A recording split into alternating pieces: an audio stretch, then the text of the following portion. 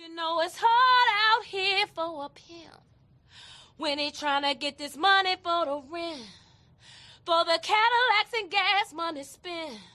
We'll have a whole lot of bitches jumping shit.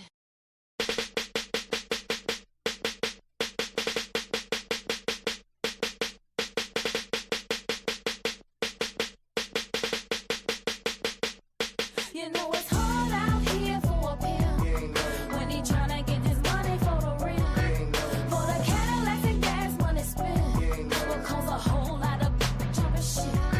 You know it's hard out here for a pimp when he tryna get this money for the rent, for the Cadillacs and gas money spent. We'll have a whole lot of jumping shit. What's going on, party people? It's your man, 50 Grand, the Godfather, Nate Milton, and you are about to listen to another excellent episode from the Nefarious Media Network. Since January of 2025, we have been putting it down for the crown, and we've been committed to bringing you truthful, thoughtful, turned-up commentary as it pertains to the worlds of sports, politics, pop culture, pro wrestling, entertainment, and life. Yes, life. This thing that we are all just trying to get through day by day. An electric word called life, as the man used to say. And that brings us to the drive for 500. Yes, 500 YouTube subscribers, which gets us halfway to monetization, and 500 Patreon subscribers. Patreon.com/Nefarious Media Network. That's our stretch goal for the year. Because if we hit those marks, it allows us the flexibility and the freedom and the funds, quite honestly, to do some more things here at the network, to be more consistent with our shows, to bring you new shows, and to bring some people on to help with production. So if you believe in us, man, if you believe in what we're doing here, because we got a lot of hard-working people, myself included, working 50, 60 hours a week at the shoot jobs, got families, got kids, got responsibilities, but we still do this, man, because we love this and we believe in this. And if you believe in us and you love the shows that we do, help us out, man. Help a brother out. Help a sister out. That's all we asking, because we are trying to change the game by any means necessary, even if those means may be nefarious.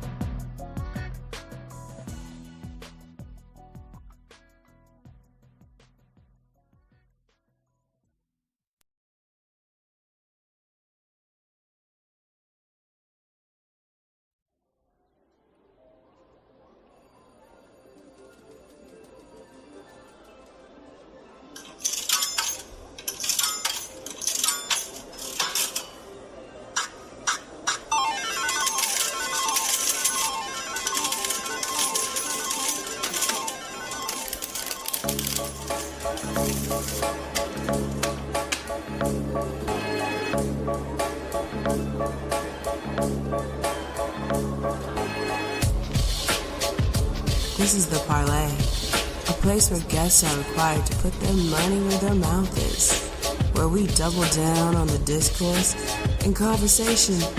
That's the only currency accepted.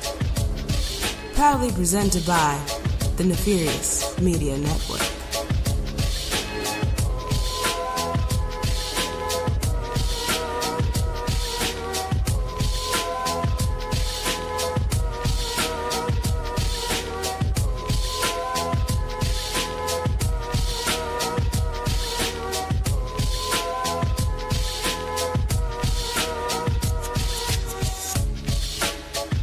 Welcome to the Parley, ladies and gentlemen, presented by the Nefarious Media Network. And like that lady said off the top, this is the place where conversation is the only currency accepted. I am the Godfather, Nate Milton, one of the crew here at Nefarious Media, and we are back with another live edition of the Parlay, one of our favorite shows here on the network. And we got things to talk about, so let's not waste any time. Let me bring in my tag team partner for this episode, and we may be joined by other members of the network as the show goes along. But for right now, it's just a two-man power trip, if you will. So let me introduce the Triple H to my Stone Cold. You see what I did there? I already put the brother in a bad spot by making him Paul. But the Triple H to my Stone Cold, one of the greatest producers in the podcast game today. Some would say he is the Caitlin Clark of production, a.k.a. Caitlin Dark. Y'all give it up for the man himself, Two-Way Ray Williams. Hey, Brother Nate. I'm glad to be the Paul Levesque to your Steve Austin brother, and we're ready to enjoy the show, kids. Yes, indeed, brother. How are you doing, my friend? How was your 4th of July weekend, a.k.a. the Centennial Colonizer Cotillion? How did you enjoy your 4th of July, brother? It was all right. I just relaxed. I really, I think you would know. I'm not going to put you on blast, but us brothers who are 40 and over now, it's like, unless you got kids or unless you're hanging out with other folks, it just don't hit the same like those holidays, like the Christmases and the Easters, and now with the July 4th. So especially with how people have been co-opting it lately. Yeah, I mean, I was actually last month. I was trying to get on and start like on my own tradition with myself as far as with Juneteenth, but I don't know. They had some events in the area, so we'll see what happens with that next year. I think I might make that one of my big personal holidays late. Okay. I don't know. We'll see. I was at the job as usual and they had the audacity rate. They had me come in at 7:00 in the morning on 4th of July. Oh my goodness. And we were busy, Ray, from 7 a.m. And here's the thing about corporations. They'll be like, you know what? We care about people. You guys, it's a holiday. You guys can get off early. Normally we close at 7 p.m., Ray. Mm-hmm. What time do you think they allowed us to leave? Well, again, seeing as though it is a corporation, I think their kindness can only go so far. I'm going to say 5 p.m. 6 o'clock, Ray. 6 o'clock, man. Like, come on, man. Not even 2 hours. And oh my God. That's what you're going to give me on Independence Day? feels opposite the message, the spirit of the day, Ray. To have us from 7 a.m. to 6 p.m. on the 4th of July. But no, it was crazy because we were slammed, and it was like from 7 to about 10. I'd say we had 10 or 11 appointments on the books. And out of those 11 appointments, 9 people showed up. And everybody that came in was like, why are you guys even open today? And I wanted to say to him, Ray, I wanted to look him in the face and say, because of you. You here. You were here. If you weren't here, there would be no reason for me to be here. But I couldn't say that. I was just like, we like to serve the community. Put the smile on. And I hate to say it, Ray. I hate to say it like this, but during those hours at the job, and hopefully nobody from the job is listening because we love all of our customers. Customer service is top-notch priority at the job. But I don't give a damn about these customers, Ray. Now, that's not to say all of them. Like I say, out of every day, there's probably about 5 customers that I'm like, okay, that's a regular, or they came in with a good attitude, whatever. But for the most part, I don't give a damn about these customers, right? Coming in here like a lack of planning on your part, it should consist of an emergency on my part, right? Right. You had 364 days to get your car inspected for the Virginia State Vehicle Inspection. You coming on the day it expires talking about, I need to get this done right now. Like, don't rush him. Exactly. I feel like your man Tobey Maguire in that first Spider-Man when old boy tried to rob the wrestling promoter. He's like, I don't see how that's my problem. Right. Yeah. Then Uncle Ben died, so I guess it is my problem now. Mm-hmm. But no, it was cool, Ray. But yeah, like you said, holidays, except for like the big ones, like the the Thanksgiving, Christmas, like the fall and winter holidays, like those. I would even count for me like spring break because that's the time I get to spend with my nieces the most. Oh yeah. But it's like outside of like the big family kind of gatherings, holidays is just days now, man. Yeah. Hell, birthdays are just days now, Ray. Yeah. That's the same. I feel the exact same way. Like holidays used to be the excuse for me to hang out with my friends and drink, and now it's like I can literally drink whenever I want, Ray. I could drink right now, Ray, if I wanted to. You can't stop me. Right. I could drink right now. Show up like Scott Hall, R.I.P. On that episode of Nitro. We had the red solo cup. Like, come on, brother, you done worked yourself into a shoot, fam. But like, and then like hanging out with my friends is like we never. I won't say we never hang out, but we rarely hang out. Like you got a plan to hang out now. Yeah. People got jobs, people got kids, things of that nature, responsibilities. It's like you gotta make plans 3 weeks in advance to hang out with somebody, man. And back in the day, you could just show up to somebody's house. I wouldn't advise it, but like you could just call somebody on the phone on the way to their house. What you doing, fam? And just hang out. You can't do that no more, right? That's same with me. Like I said, I'm in the situation where I don't have no kids. None that I know about anyway. No little half and half pints of milk running around. No, not yet. Cameron Brink still has not accepted my proposal, but we'll see what happens. I mean, you might want to holler at your girl Sophie Cunningham. She on these streets. No, thank you. So she's saying about Cleveland and Detroit. Man. Oh Lord. And then did you see how she tried to walk it back? Like, so they asked her about the comments the next day when so for those that don't know, the WNBA announced over the next few seasons they're going to have an expansion team in Cleveland, one in Detroit, and then the third one was where was the third one at? Philadelphia. Philly, yeah. And your girl Sophie Cunningham, aka the MAGA Barbie, got out here on these streets and was like, no one wants to play in those places. Why? Like they need to go to a venue like Miami or someplace like that. Like nobody wants to play in a place like that. Granted, she is speaking from Indianapolis to be exact. And so like that is not exactly a destination location for a lot of people, Ray. And rightfully so, the internet clowned her. So the next day, the press asked her about it, and she was like, "Oh no, what I meant was, places like LA, like if I was gonna go to a place, like it's got to be like exciting and a place where people can have fun when they're not playing basketball." I'm like, just keep digging. It's like just say what you want to say, Sophie. Right? Like what do Detroit, Cleveland, and Philly have in common? Things that make you go, large metropolitan areas with a concentration of a certain kind of people. Non-traditional, if you will. Non-traditional folks, if you will. And like girl, you are from Missouri playing ball in Indiana. It's like, come on, man. You are not the authority of local tourism in the WNBA that we should be going to, Sophie Cunningham. But where were we before we got sidetracked by your girl Sophie? Oh no, you were talking about. Well, I think we were just discussing how, it just, even though I don't have no kids and I don't have no family, but I got family, but that's how we got like there. Yeah. So like, you Ray and Sophie. Yeah. So Sophie Cunningham Williams, if you will. No.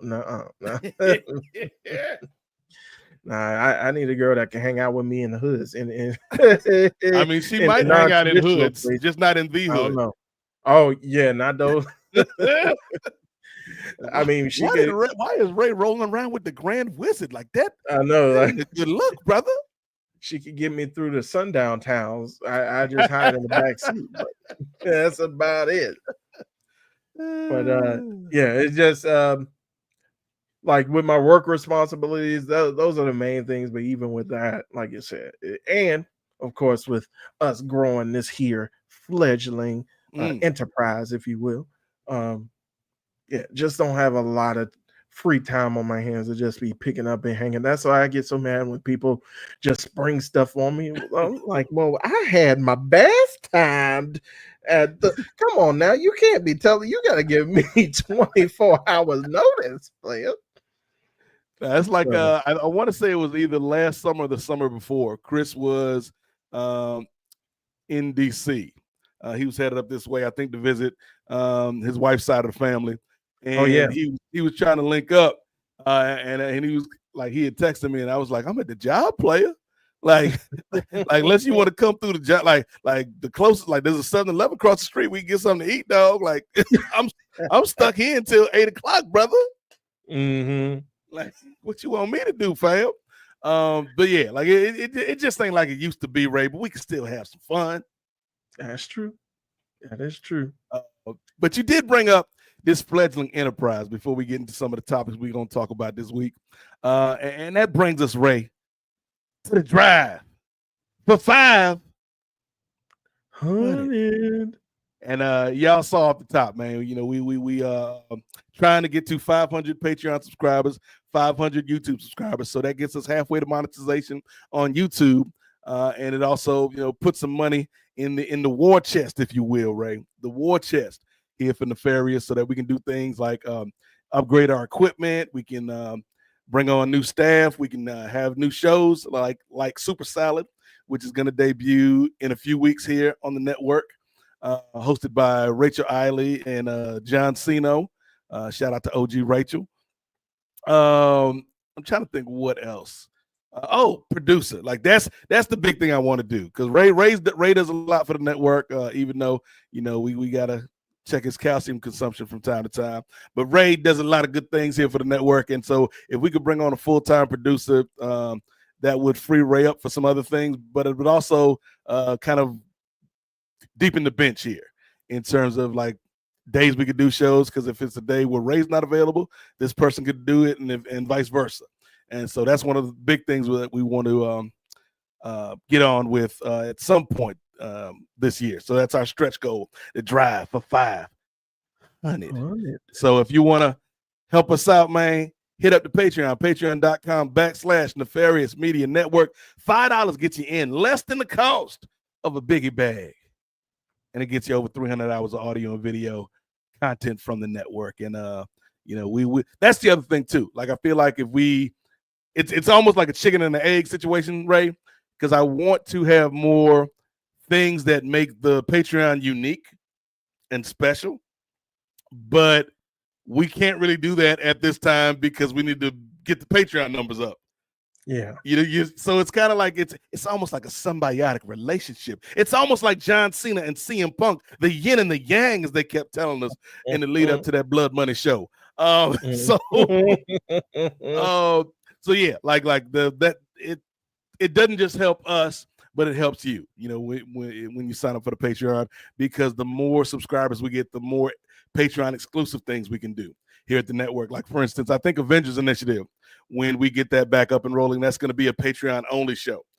Kung Fu Island with myself and Brent Chittenden. Season 2 has been greenlit for Kung Fu Island. And just a little sneak preview, the first episode, we're going to be talking about Barry Gordy's The Last Dragon. So if you want to hear content like that, myself, Brent Chittenden, and possibly a guest or two talking about The Last Dragon and other Kung Fu flicks, sign up to the Patreon because it helps us do more things around here. So with that being said, I will say, Ray, when I was cutting that promo together, it did make me realize how much I liked Hustle and Flow.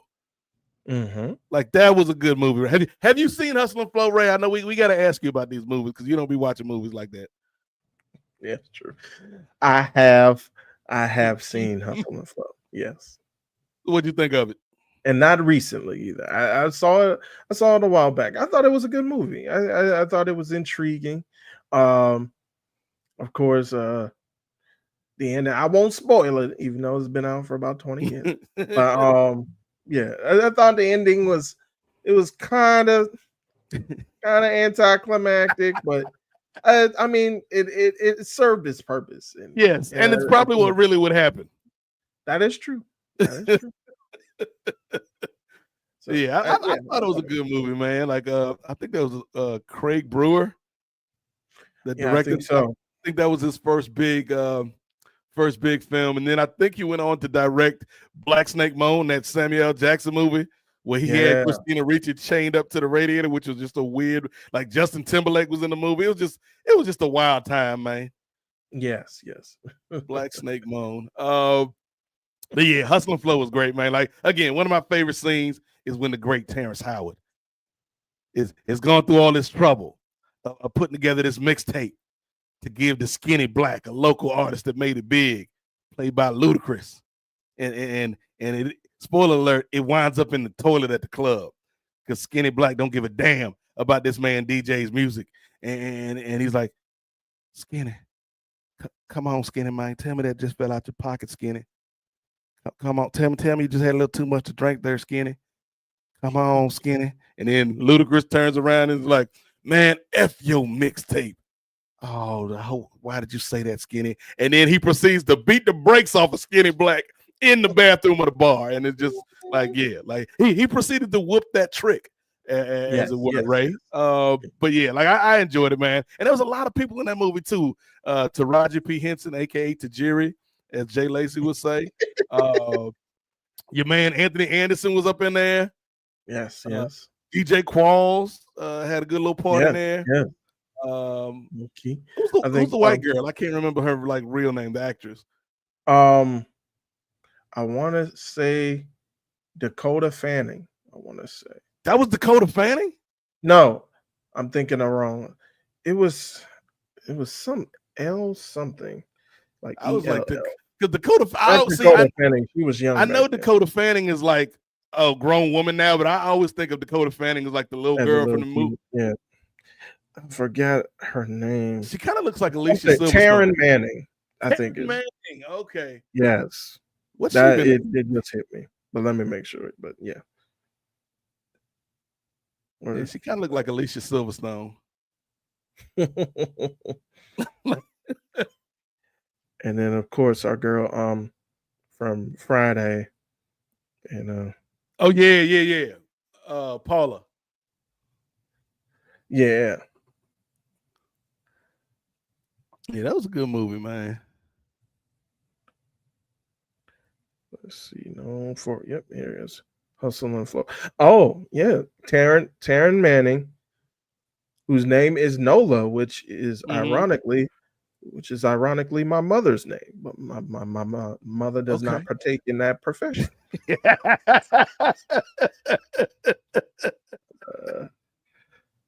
Killing fans, Nola. So that's what Ray would say when he was a kid. It got too hot, got too cold in the house. Killing fans, Nola. She's like, "What'd you say, boy?" Like you mentioned, that trick. Yes, I was the trick in that. Terrence Howard, Anthony Anderson, Taryn Manning, Taraji, DJ Qualls, Paula J. Parker, like you mentioned. Yep. This is who I was thinking of when we were talking about the works of this particular young lady and how she continues to age like fine wine. Elise Neal, who played Anthony Anderson's partner in the movie. Yes. Yep. Isaac Hayes was in there. Isaac Hayes. And actually, it looks like one of the participants, or not participants, or one of the artists from the Academy Award winning song from this movie, Juicy J, was in this movie. Okay, that makes sense. So yeah, you know, the crazy part is because when I was putting together that promo, Ray, like I could have gone with either the album version of It's Hard Out Here for a Pimp or like the movie version. And like the album version is good, but for some reason I just like the movie version better. Like I just like hearing Terrence Howard try to rap with that like his Memphis slang twang. Swang twang. Didn't slang. Mine. Like, yeah. What's the DJ stand for? It just stands for DJ. And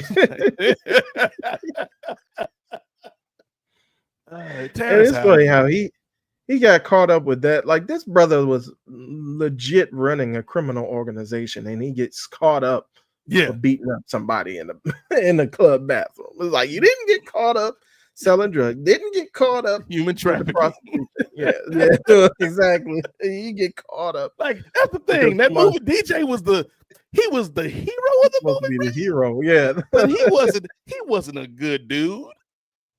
Mm-mm. He was better than like the people you were supposed to hate in the movie, namely Skinny Black and them. But he wasn't like an upstanding citizen. Nope. No. I think one of my favorite scenes is like when they're putting together It's Hard Out Here for a Pimp, and he goes next door because the neighbors is making too much noise. You know, I never demand nothing of you, but consider it a friendly neighborly gesture if you could turn down the music for a spell. And he gives them like I don't know how much weed it was, but it was certainly enough to get them to turn down the music. Like a Robin Hood gesture, if you will, but Yeah. Robin Hood of Memphis. And that's the crazy part about Hustle and Flow is because it ties into Marvel. Because Hustle and Flow was this big hit and Terrence Howard was Academy Award nominated, he had the highest salary in Iron Man when Yeah. Iron Man came out, even higher than Robert Downey Jr. And then when it came time for the sequel, they wanted him to take a pay cut. And Terrence was like, nah, man. Like, he didn't even ask for a raise. He just wanted them to honor the original contract. And they were like, no, we can find another you. And that's when they brought in your man Don Cheadle on these streets. That's crazy. It's like you never want to see John Cheadle as being like the scab version. Yeah. But Like it didn't, like, they don't even look nothing alike. It's like, come on, no, man. Come on. not at brother. all. Like I think you mentioned it before, and I think it probably could have worked too, even though I think this particular actor is a little bit younger. But what did you say, Robert Richard, right? I think he would have made sense. And especially like he would have been making more than I think probably he's ever made in his career. Yeah. So he He'd would have been happy to take whatever they very offered. happy. Yes, yeah, very happy. Because here's the thing about that too. Like, Don Cheadle may not have been asking for the same money as Terrence Howard, but Don Cheadle ain't playing for cheap neither. Right. Like, they maybe saved a little bit of money, but they didn't save a whole lot. It wasn't like he took half. Right. But I think it just kind of. Do you think the trajectory of the MCU would have been a bit different had they kept him on? Because they were talking about War Machine having his own movie. Like, Yeah. do you think the trajectory, of course, is been affected? But See, Ray, that should have been an episode of What If, that cartoon show. bring Just back have bring your boy back who Terrence played Howard the Watcher. It was Jeffrey Wright played the Watcher. Just have him up there like, many things happen in the Marvel universe. What would happen if Terrence Howard was paid what he was owed, man? Let's look. Let's watch. Have it be a part of the multiverse, if you will. Man, I'm still holding that hope that they bring him back in, like just a cameo is all I need, like a variant of Rhodey from another universe. Right. But no, I think like overall the universe would have probably gone on the same. But I do feel like if Terrence Howard is Rhodey, we get more Rhodey content. Because I kind of feel like, and we talked about this when we talked about Sam Wilson as compared to the Don Cheadle version of Rhodey. Like, Sam Wilson has so much more to do, so much more agency, and Rhodey just kind of feels like a sidekick. Like, they're both sidekicks, but one sidekick feels like he has a lot more going on. And I feel like that's how Terrence Howard's Rhodey felt. Like, he felt like even in the first movie, or the only movie, I guess, that he was in, it felt like, yeah, he's a part of Tony's story. Yeah, he's Tony's sidekick. But he got his own stuff going on. Right. And it's like, yeah, I feel like if you kept Terrence Howard, I don't think he's a better actor than Don Cheadle, but I think he fit that character better. And you could have done like a lot more with Terrence. Like we saw after they kicked him out of Marvel, he had this run with Empire that like went on for a little minute. So it's like you could have had Terrence Howard, like, and here's the thing: I don't know if he stays with Marvel if he gets Empire, but let's say that he does. If y'all kept this man, you would have had the dude in the #1 TV show in the country. I'm sure you could have got a Rhodey movie off. Yeah, most definitely. And like you said, you had a guy nominated for an Academy Award, then same dude, #1 television show in the world at that particular time for a good like 2, maybe did it stretch 3 years? It was a good hot minute. Like Empire, it had at least 2 like strong years, like where it was #1. And then I think it still lasted for like maybe 2 more seasons till your boy Jesse had to get Subway sandwiches in Chicago. Yeah. Those racist assaulted me. Those racist Nigerian. The Nigerian MAGAs. But I wonder, talking about them Nigerian MAGAs, right? If when Jesse was assaulted allegedly by the Nigerian MAGAs, if he said some magical words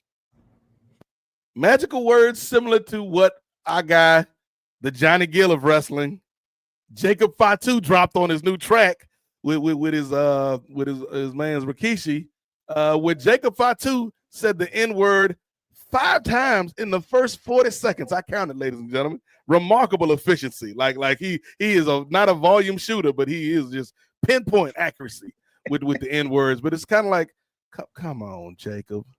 Come on, brother. Have you heard the song, Ray? I legit just heard those first 40 seconds. That was all you needed to hear. Yeah, I think I listened. Yeah, I listened about a minute into it, and I was like, "Wow, brother!" And while it took me aback a little bit, I wasn't surprised because I don't know if you've seen the YouTube videos that Zilla Fatu puts out. He did some YouTube videos. Like I think he's had his channel around for a couple years. He did a video on his WrestleMania weekend last year, so during 40. And so he did a GCW show. And so literally it's just cameras on him. They're talking to him as he's signing autographs. In the background, no, you hear this dude is just like, I really wish that would, nigga. I love that nigga. And of course, it was your boy. Even though you didn't see him, I was like, I know that voice. Right. It's your boy, Jacob. And so I mean, nigga. Like, what? Yeah, I know. What? Like your man is getting. I know you all gas, no brakes, but sometimes you need to pump the brakes, player. Oh, no. That man floored it. He was from 0 to 100. He was like, come on. Man. Here's the thing about the song, though, Ray. Like, I feel like it would actually be a decent song if he could have substituted any other word right in there.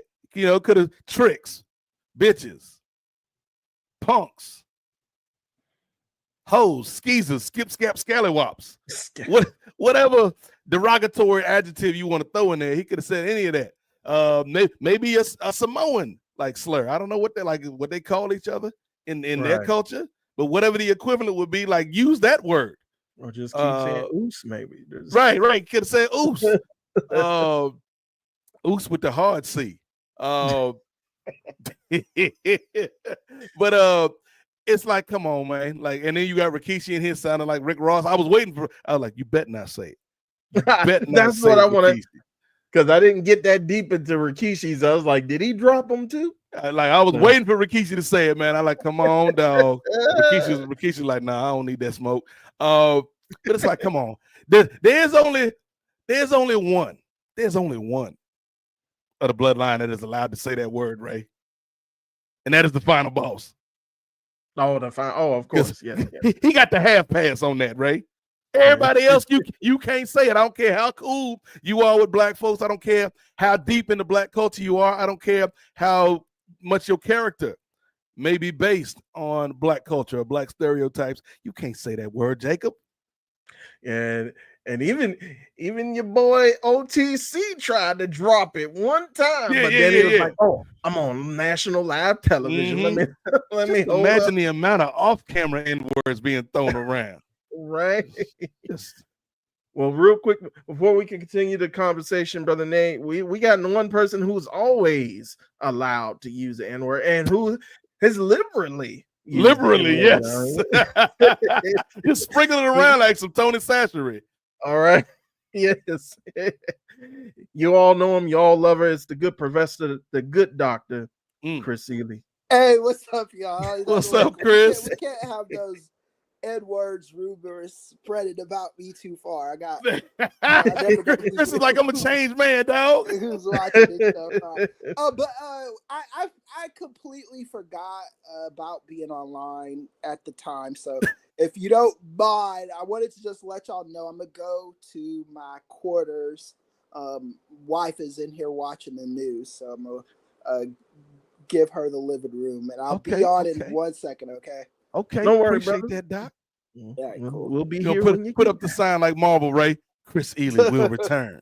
We'll return. All right, I'll see y'all in a second. Right, I love how Chris came in to announce that he was here to relocate. I appreciate that though. Yeah, because we were talking about it off air. Like, I didn't want brother. Chris Ely is a very nice individual, but when he'll let you know when he needs to be on, or he let you know when he's standing by. So I didn't want to keep him waiting too long. That's all. You can't keep Chris waiting in the green room, dog. Yeah. As soon as I saw him pop in, I was like, "Oh, let me get on." No, but one of the funniest stories about the old Chris, I'll say the old Chris, because the new Chris would never use words like that or language like that, Ray. But it was post-podcast day. The NWA podcast, our first time being on Post Wrestling. And it was myself, Andrew Thompson, Chris Ely, and Marcus Vanderberg, like the invisible hand of Brother Lightskin. That was his first and only appearance on the NWA podcast. And I want to say within the first minute and a half, 2 minutes, because we got the handoff. I think we followed Martin Bushby. So we got the handoff from Martin, and then we handed a show off to Damian Abraham when we did our hour. But within the first 2 minutes, Chris dropped 3 N-words. And Marcus was just like, okay. And I'm just like, somewhere John Pollock waiting, like, we've made a grave mistake. See, so if what you're saying is correct, so you're saying Chris set the record that Jacob was seeking to break. That's what you're saying. Jacob was like, I'm coming for that record, Professor. You know what I mean? Yeah. I'm like, no, Jacob. Yeah. It's like you said, we get it that you appreciate the culture and you from the Bay and everything, but yeah, come on, dog. And it's not like I ain't gonna be the one to tell him he can't use it, but still, like to his face. Maybe please don't use it, sir. You know what, Jacob? We don't want to hear you say nigga no more. Stop. Then you know Jacob gonna pull a Drake, come out. Nigga, I said it, you know your man. Exactly. What is that? I gotta go bad. Dang, that was a time, Ray, like a year ago. That was a time. Right. That seemed like ages ago. Man. And your boy ain't recovered since. Not at all. He tried to drop the music, but it ain't none of it hit. Although, is this one song, I think, because you know how social media, like, they like to make trends of playing songs in the background, like that $1 Million Baby was like a trend on a bunch of shorts and stuff. On Instagram, I like to watch shorts of just guys playing basketball, like and doing like cross ups and stuff like that. And so it's recently been this one song, like if somebody gets crossed up, did I lose you? Did I lose you? Like I was like, oh. And so I looked that up, and it's a good song, but I think it was one of the songs that he did prior to all this. Before, okay. And that's the thing. Like Drake got some good songs like prior to the beef. I ain't heard not yet a one good song since the beef. That Wagwan Delilah, like no. The Sexy Red Joint, no. Like he even tried to rap on the BBL Drizzy beat, and it didn't work, right? Yeah, I saw that, or I listened to that rather. I was like, nah, brother, you too far gone. you can't put that toothpaste back in the tube. You did. Like, no, he wasn't. No, he has risen. Oh yeah, man. You know what? I feel like one of these days, Ray, and again, this might be something that we can do if we get the support from the audience. One of these days, like we need to go back and do like a deep dive, like one of those who's my man? Is it Tim Burns? Oh, that does the documentaries.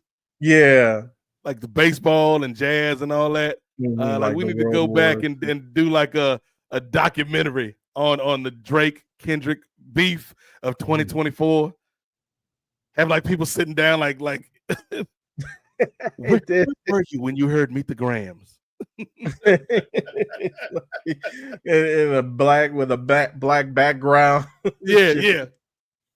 Just put up like the names like Ray Williams, former Drake enthusiast.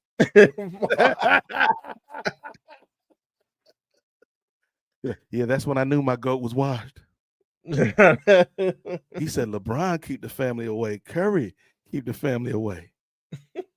He said the embassy about to get raided. Right. Oh Lord. It's like, oh yeah, that was a time, man. Those are both. Well, I was gonna say those are both guys that can use the N-word, but really, there's one guy, and like it's like spades. They get one in a possible, one in a maybe. They can use the N-word, right? But both are far more qualified to use it than Jacob Fatu. Yes. I agree. I mean, I don't know. Hopefully Drake doesn't renege. Like you can nig, you can't renege, brother. That's gonna be the name of his next album. Renege. Like damn, Drizzy. It's gonna be a sensitive ass song. Just I'm really, really black. That's what I identify as. I'm really, really black. Who are you trying to convince, Aubrey? You or me? Right. But no, like you still have yet to tell us where you get your abs from, by the way, brother. Right. Like there was so many aspects to the beef, man. Like the Rick Ross aspect, the Metro aspect. Oh, Metro, Kanye, like, hey, give me the hot tag, Drake. I got this. Kendrick, I got this. And Kendrick's like, no, don't need you on this one, yay. Mm-hmm. But speaking of somebody that we do need on the track, because I want to get his thoughts about Jacob. What is the name of this damn Jacob Fatu song? Hello. Goodbye. Even the way he was saying that, I was like, I like just keep saying that. Hello, especially in his like Bay accent. It was like it's a decent song. He just didn't have to go there was no need for 5 N-words in 40 seconds, Jacob. That was agreed. Like, open up your vocabulary, brother. It's like look into a thesaurus, brother. Like how I used to like me. Like imagine if instead of saying like nigga 5 times in 40 seconds, he used the word like charlatan. Like bring back some classic old derogatory words like charlatan, ne'er-do-well. I'm gonna let these ne'er-do-wells know. Like, oh, this man got lit, brother. Or like you said it, like you said there, it reminds me of the miscreants know. The miscreants, naysayers. Let a naysayer know. for our brother from Alabama, from the Alabama football team. Shout out. Was that Alabama or was that Georgia? I think it was Alabama. I think it was Alabama. Let a naysayer know. All right. Well, let's bring on this good brother who's not a naysayer, or is, depending on is he? I know, depending on how you use it. Welcome back, brother Chris. Hey, what's up, y'all? So I see. Okay, I get the topic of conversation now. When I was in the living room with the wife, I didn't know exactly what was going on. I heard of this Jacob Fatu N-word drip, if you will. It's been consuming my timeline all over Black Wrestling Blue Sky, all over Black Wrestling Twitter. So yeah, man, it's out there. It's in chair, you know. So yeah, man. It always kind of like, you know, it's never fun to have these conversations, but I do think it is kind of helpful.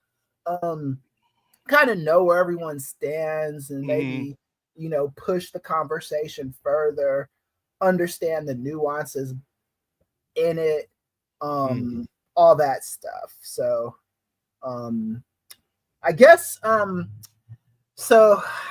here's what I'm gonna do, because so Jacob Fatu is from my home state, California, NorCal to be exact. I don't know how much time he spent in LA, but I imagine he spent a little bit of time out here.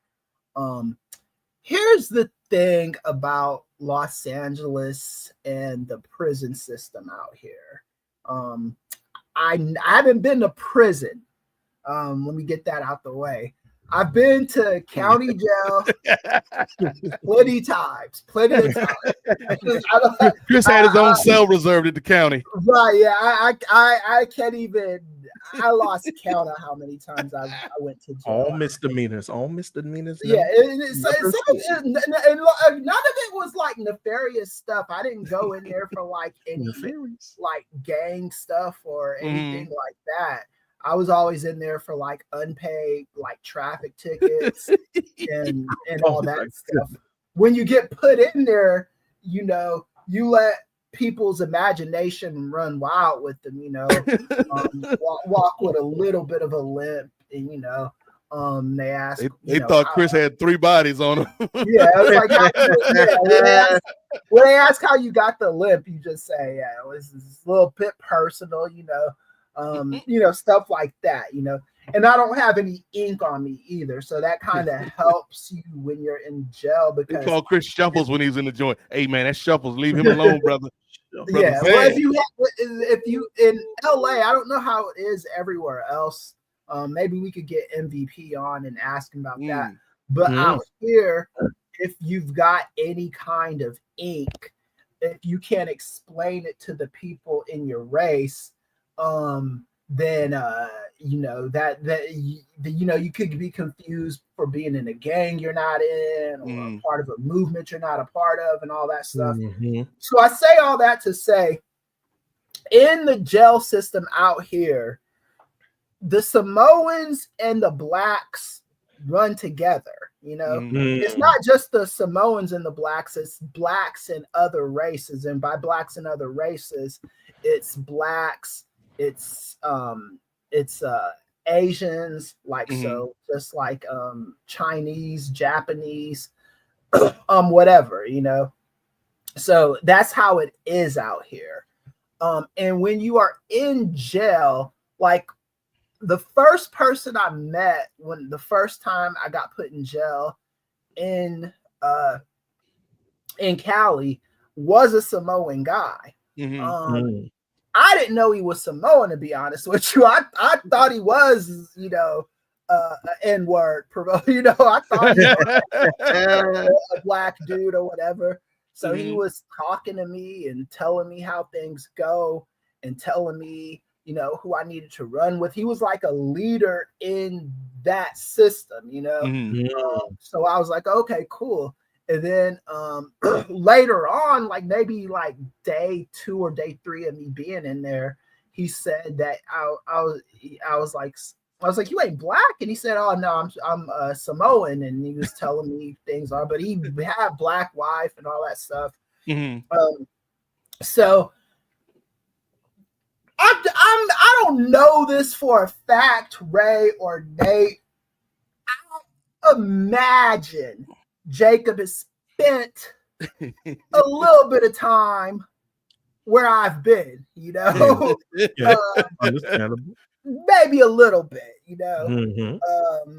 I don't want to put anything on that brother. He does that's not on him, but he's got maybe a few baby mamas, maybe more than one. Unless all those, how many children has he got? Like 700, I forget. By the same word, but all that being said, I'm not defending the N-word usage. I understand where it comes from, because that's where that comes from in that system, and that's just how it is, you know. And you need you need numbers when you're in jail. That's what protects you in there, you know. When I was in jail, all I had to do, and then after you've been in there for a few times, you start understanding it, you know. Like so like by the 3rd time I got put in county in LA, I was like, okay, I need to find the black people. And like, this is who I gotta talk to. This is who I'm gonna converse with. I'm not in here to like make any friends. I'm not in here to be a leader. I'm in here to kind of, you know, do what's, you know, follow protocols, not disrespect anybody, all that kind of stuff. And I think Jacob, I don't want to put anything on him. So Ray, you're the researcher here. I don't know if that's your official title. I think we just gave you that, but I do think I can see him being a leader in that system. I can see him being an OG. And I was only there for a traffic violation, Chris. I told him it was all gas, no brakes. You know what I mean? Yeah. So I mean, it is what it is. But the thing is when you say with the N-word, it's always going to make people feel a certain way. I honestly don't care. I really don't. If you're white and using it, I do care, you know. But if you're like, that's a bridge too far. Yeah, if you're like other, I don't get, like, when I know, because people feel a way about Fat Joe using the N-word, and you know, people like that. I get it. It's just I've been in trouble with people like Fat Joe. You know, I've been in trouble with people like Jacob Fatu. So you know, I kind of look at it from that perspective, you know. I still have people in county that are one of my Samoan friends that I put money on his books, you know. That's how close we are, you know.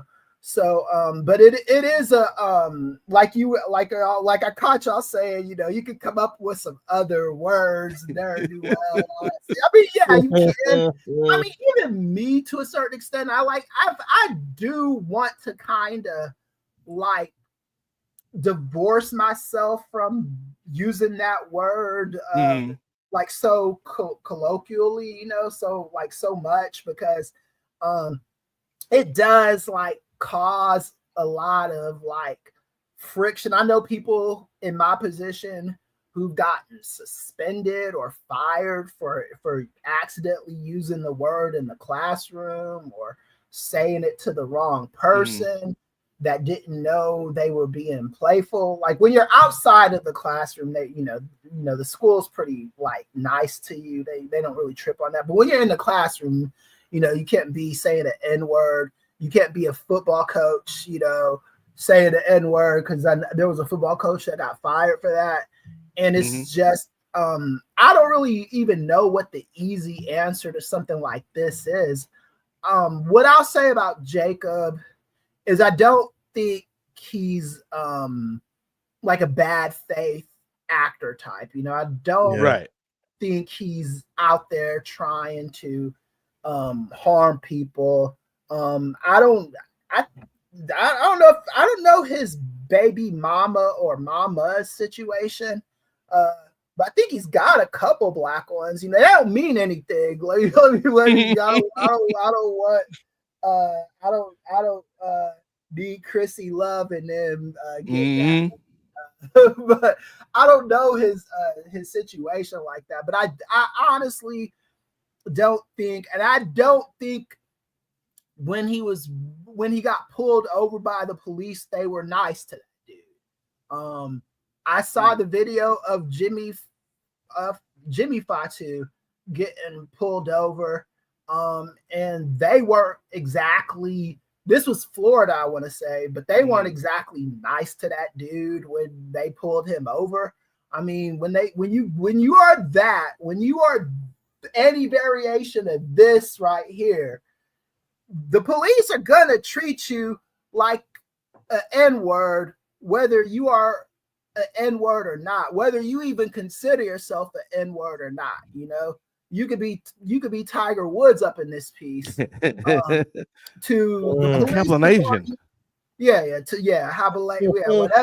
To the police department, you are that N-word, So this is something I think we're gonna probably have to bring up.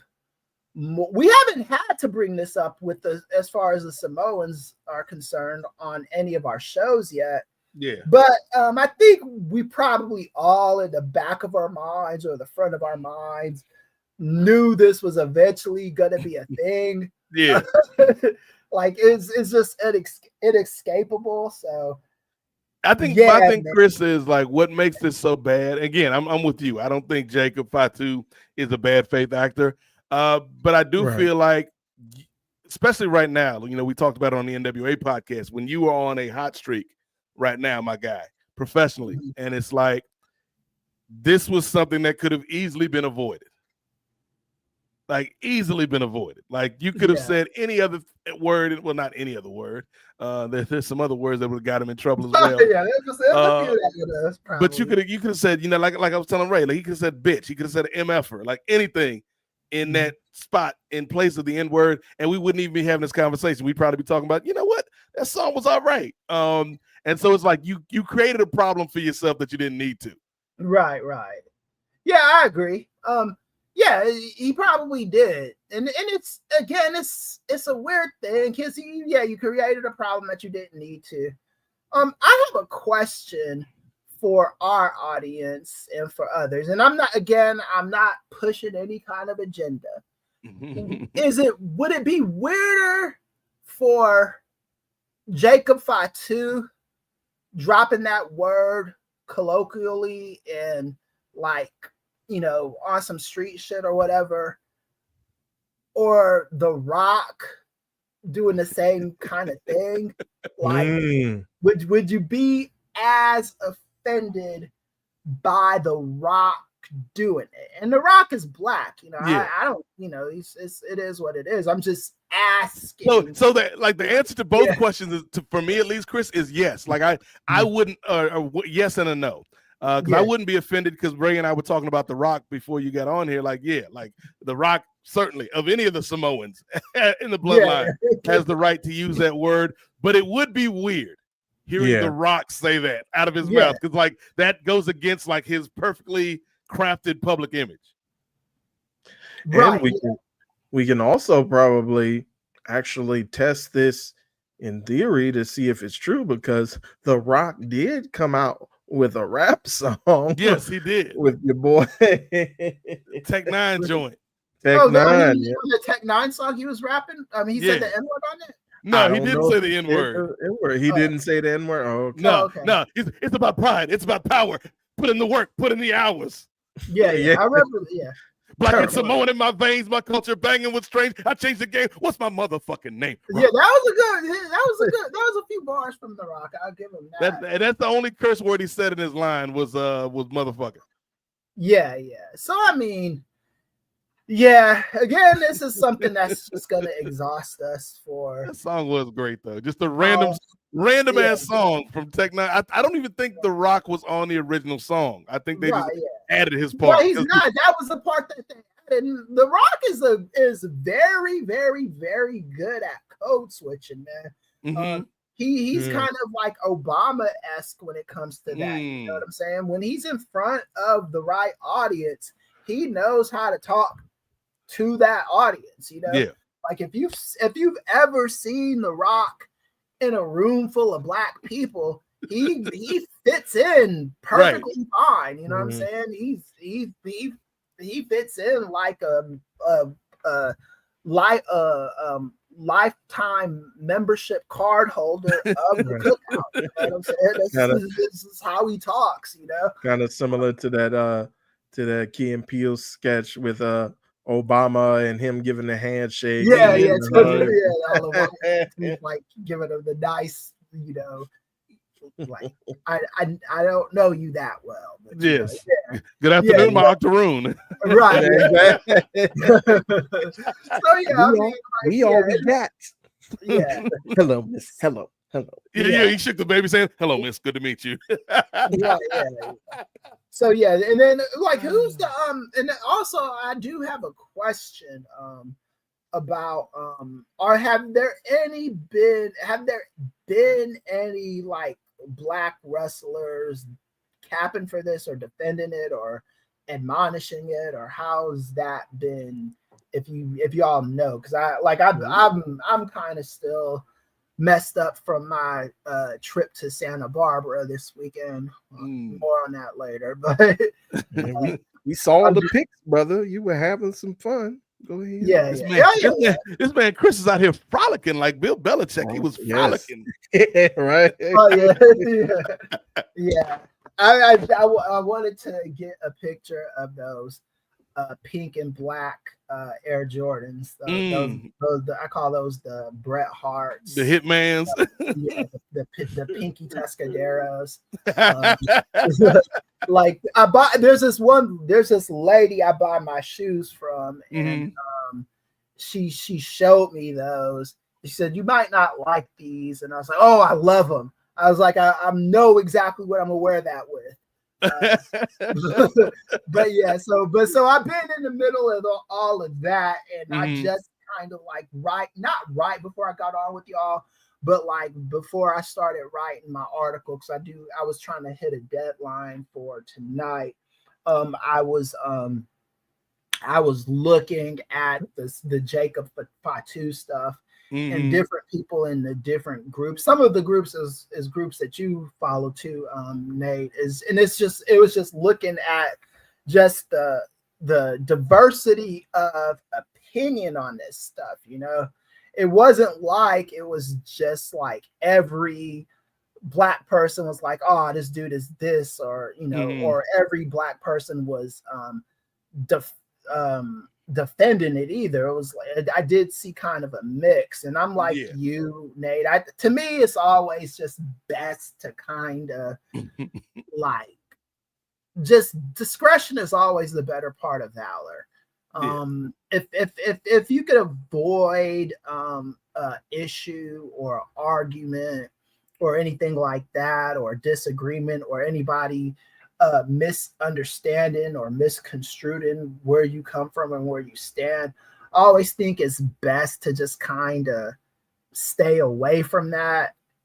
Yeah, especially when you're on a roll like Jacob is, where nobody's saying a bad word about Jacob until this came out. Right, yeah. And people like that. And yeah, my wife herself, she was like, I thought he was black. I was like, no. She's like, I knew he was Samoan, but I thought he was one of the black Samoans. And Right.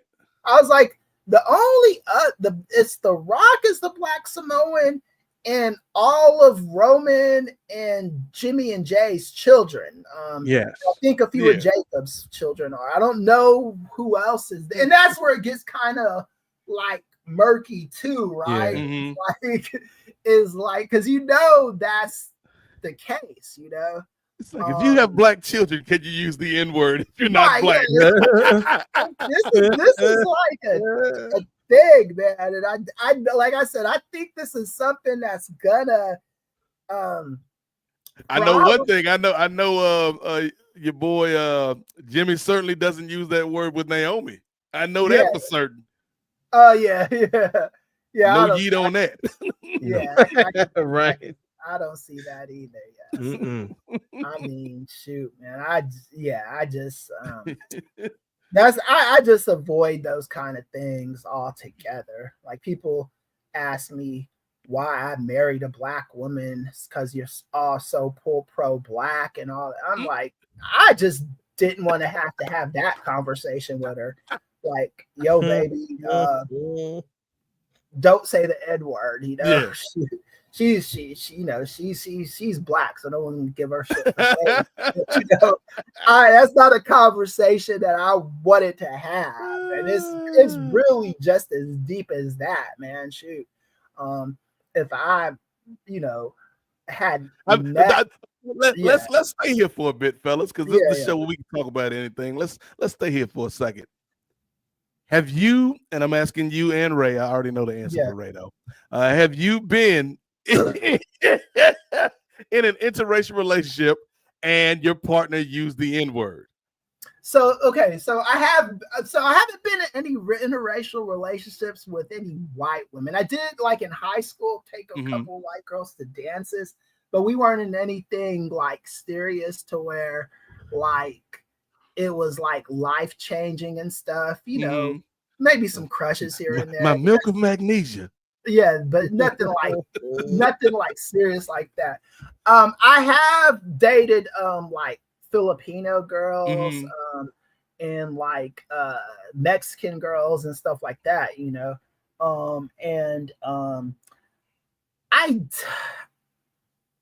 I think they probably I don't know about the Filipino ones. I think the Mexican ones probably did use the N-word. It's not something that I like. That wasn't the most significant parts of my relationship with those women. She tried to add it on him, Ray. She's like, I didn't say nigga, I said negro. I was talking like, you can't fool me. Nah, I don't think if they did use the N-word, they probably weren't subtle about it. They probably were, but no, I don't. But I don't like. Here's the thing, and again, I'm just throwing more layers on this conversation, Ray. Because this is a whole different question. Like, is there a woman that you would allow a non-black woman to call you the N-word? And I think there's only one for me, Ray. And it's not for any other reason than I would love to hear the way she says it. Because I love anything that she says. And that is Rosie Perez. Rosie Perez could call me the N-word all day long. And I just so crazy, Rosie. And that's the thing too. I think Rosie Perez is a Black Rican too. Really? I think so. I think she's she's Puerto Rico, but I think she's a Black Puerto Rican. Okay. You my nigga Mookie. Like, okay. Yeah. So I don't know. And she in that movie, Do the Right Thing, she says something about Mookie's black ass a couple times. In the movie. She said, at least that character said it a couple times. Yeah. So I don't know, man, but I do think like that is something, and that's a conversation that you just have to have if you're in an interracial relationship. I just don't see how you avoid that topic, and I think there's certain people where it won't even be a problem. I don't know. I know like people like my brother, I think all he ever dates is white girls. Okay. And he doesn't like. We've never had to. Bunny hopping. Yeah, we've never had to sit down and sit. They're not like trying to like do b-boy or b-girl talk and stuff like that. Or where he's not dating Justina Valentine from Wild 'N Out. Right, yeah. He's not he's not dating the ones with the like extra large hoop earrings and shit like that. Or like Bijou Phillips's character in that movie Black and White. That's a 99 movie. I don't know if y'all seen that one, but yeah. But Mike Tyson and Robert Downey Jr. is a crazy movie. Alan Houston's in it. But yeah, I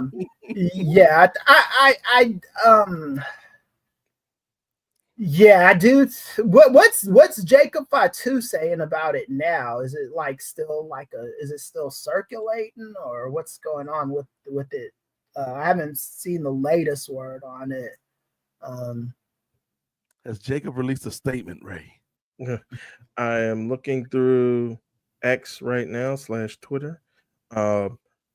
First off, I haven't seen any responses just yet of any black WWE superstars or any black notable wrestlers.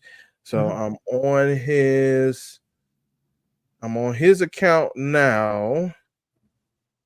Doesn't look like he's directly said anything. Matter of fact, it doesn't look like he's posted anything since the 2nd. So the song dropped, but he just been silent on his end. Yeah, no promotion. No, he knew what he said. Nothing. Yeah, so I mean, and I don't know when the song actually was released either. Like, was it released on that Saturday?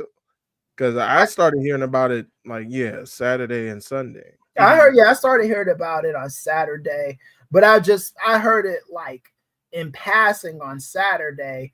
And then it was at fever pitch when I went online this morning.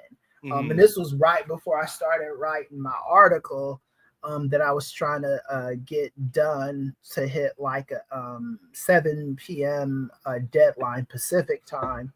Then all this noise started like getting louder and louder. And I was like, my God, man. It's like, and I knew that this was going to be a topic. I wasn't going to bring it up. I wasn't going to be like, hey, y'all want to talk about this? But I knew somebody was going to be like, hey, I knew one of our listeners would have been like, y'all scared and all that shit. Jermaine definitely would have said something. But so for me, Ray, and then we'll go to the man of the hour on this question. So I have had a few interracial relationships, one with a Japanese girl, one with a Latina, and one with a white girl, most famously in Canada. And none of them. Her, shout out to her. Like we're cool now. Like we in a good place. But yeah, none of them ever used it. At least not around me. But like it was never a conversation that we needed to have because that just wasn't their personality or character. So I don't know what I would have done in a situation where like that was who they were, because that like I think it would have ended very quickly. But they don't want to hear about us, Chris. They want to hear about the man that puts the Ray in interracial. This man, the king of calcium, Ray Williams out here. Ray, how many times has Sophie Cunningham called you the N-word this week? You need to stop, brother. Now you're acting like one of those Detroit N-words, Ray.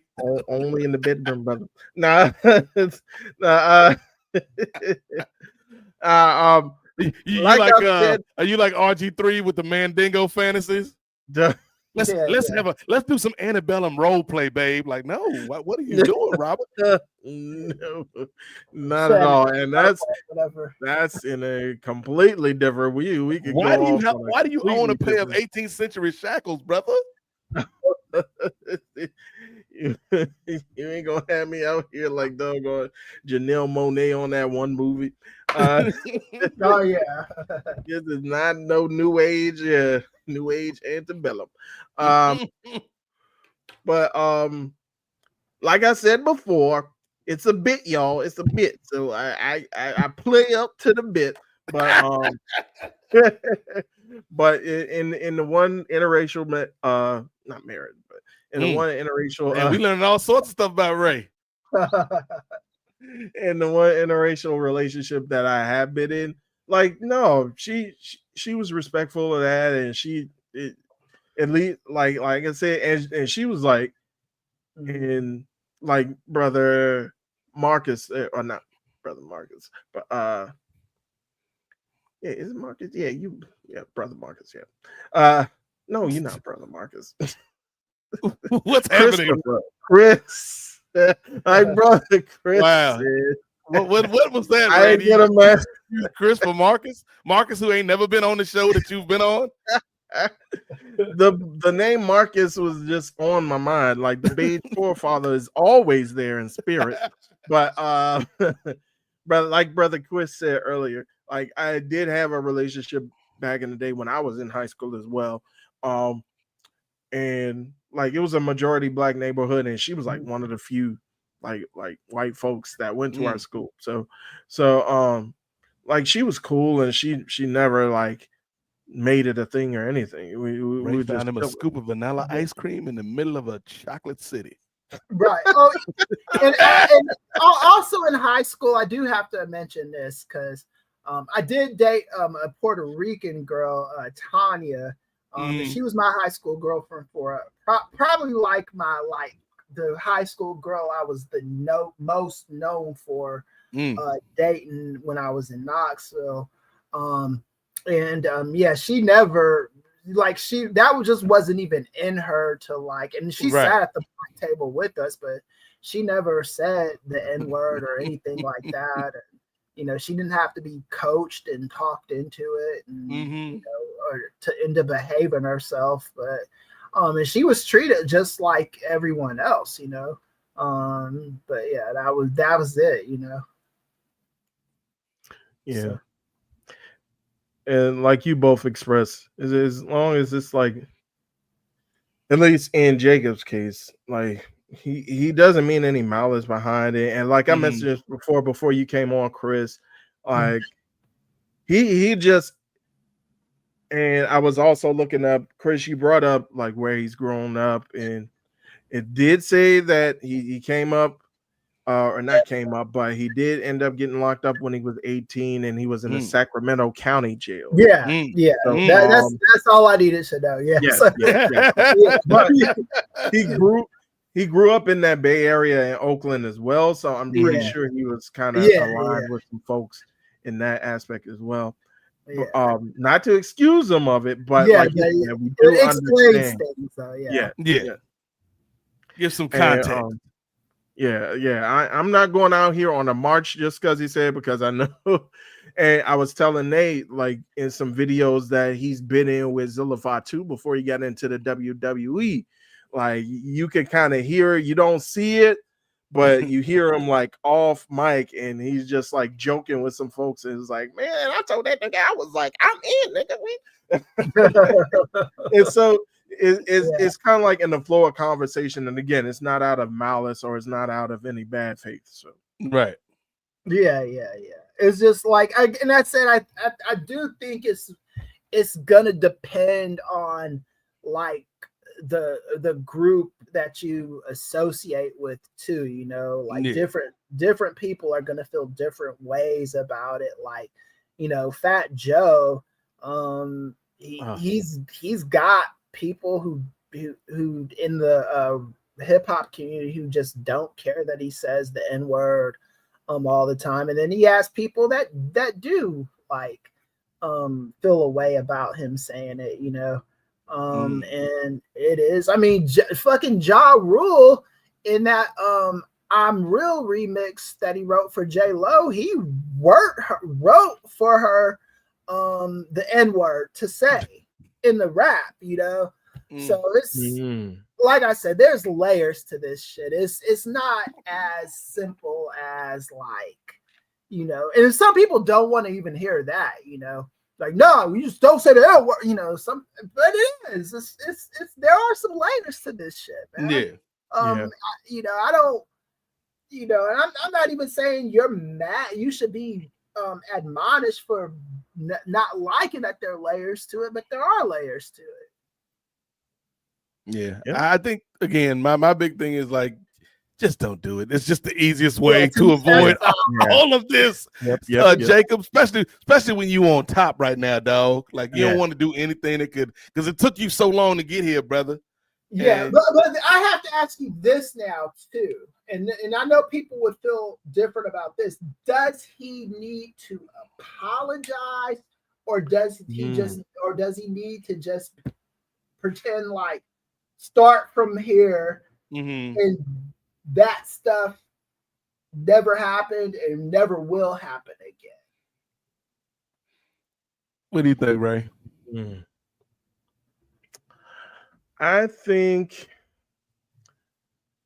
I it's hard for me to say because on one hand, exactly.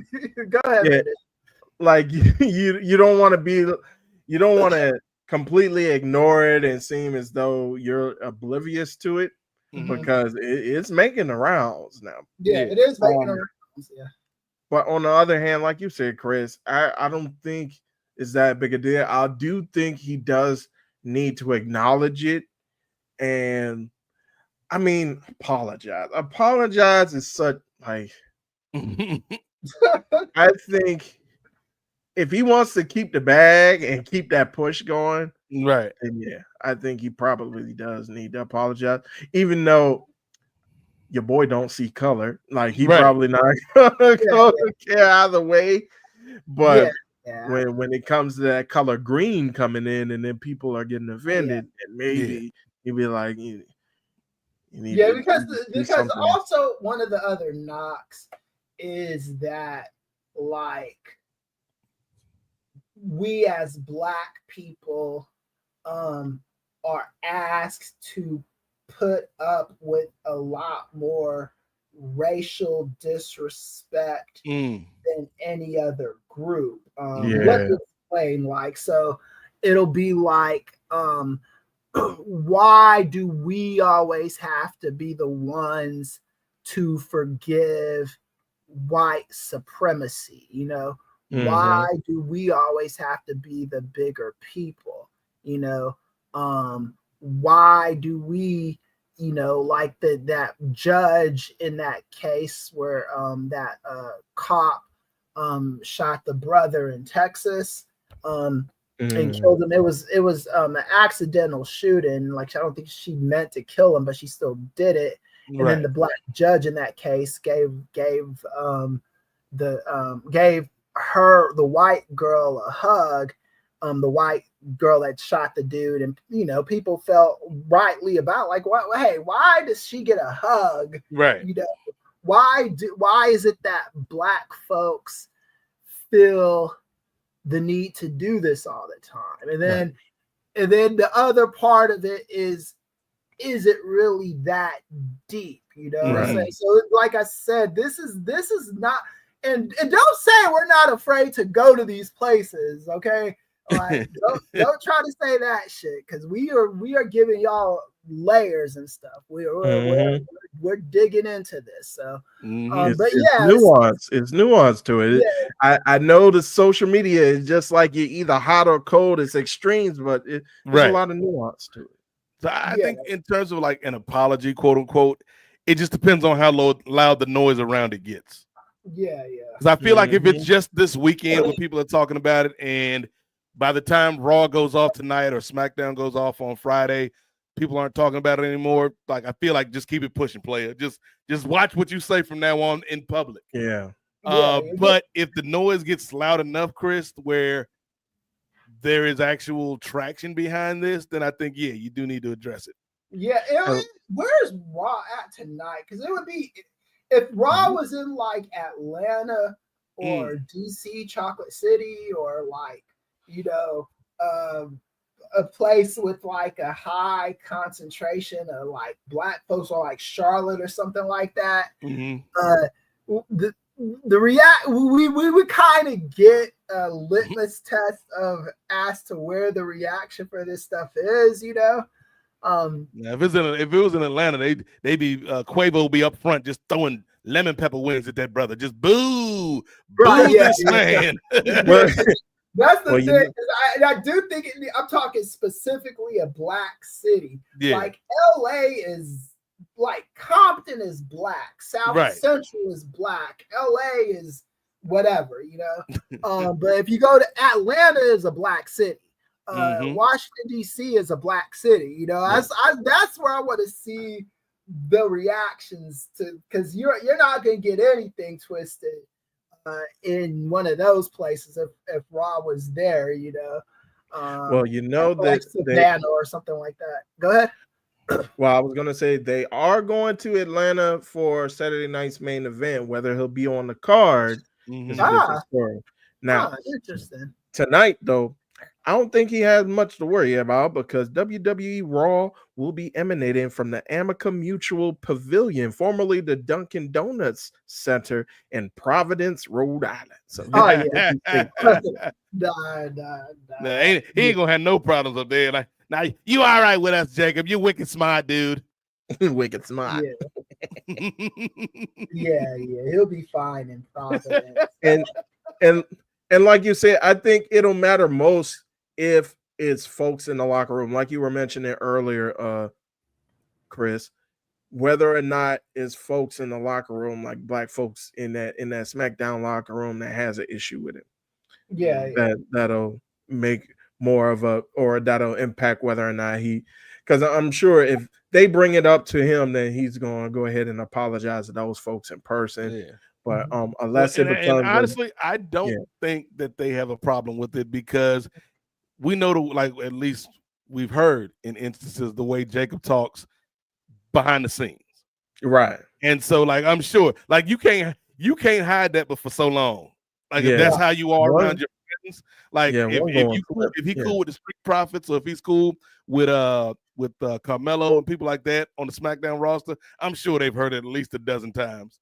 At least. And if you look back in wrestling, if you go back, like, look back at the relationships between like Samoan / island dudes and the black guys in wrestling, there's always been like a kinship there. You never really heard of any like big beefs between like this Samoan or this black guy.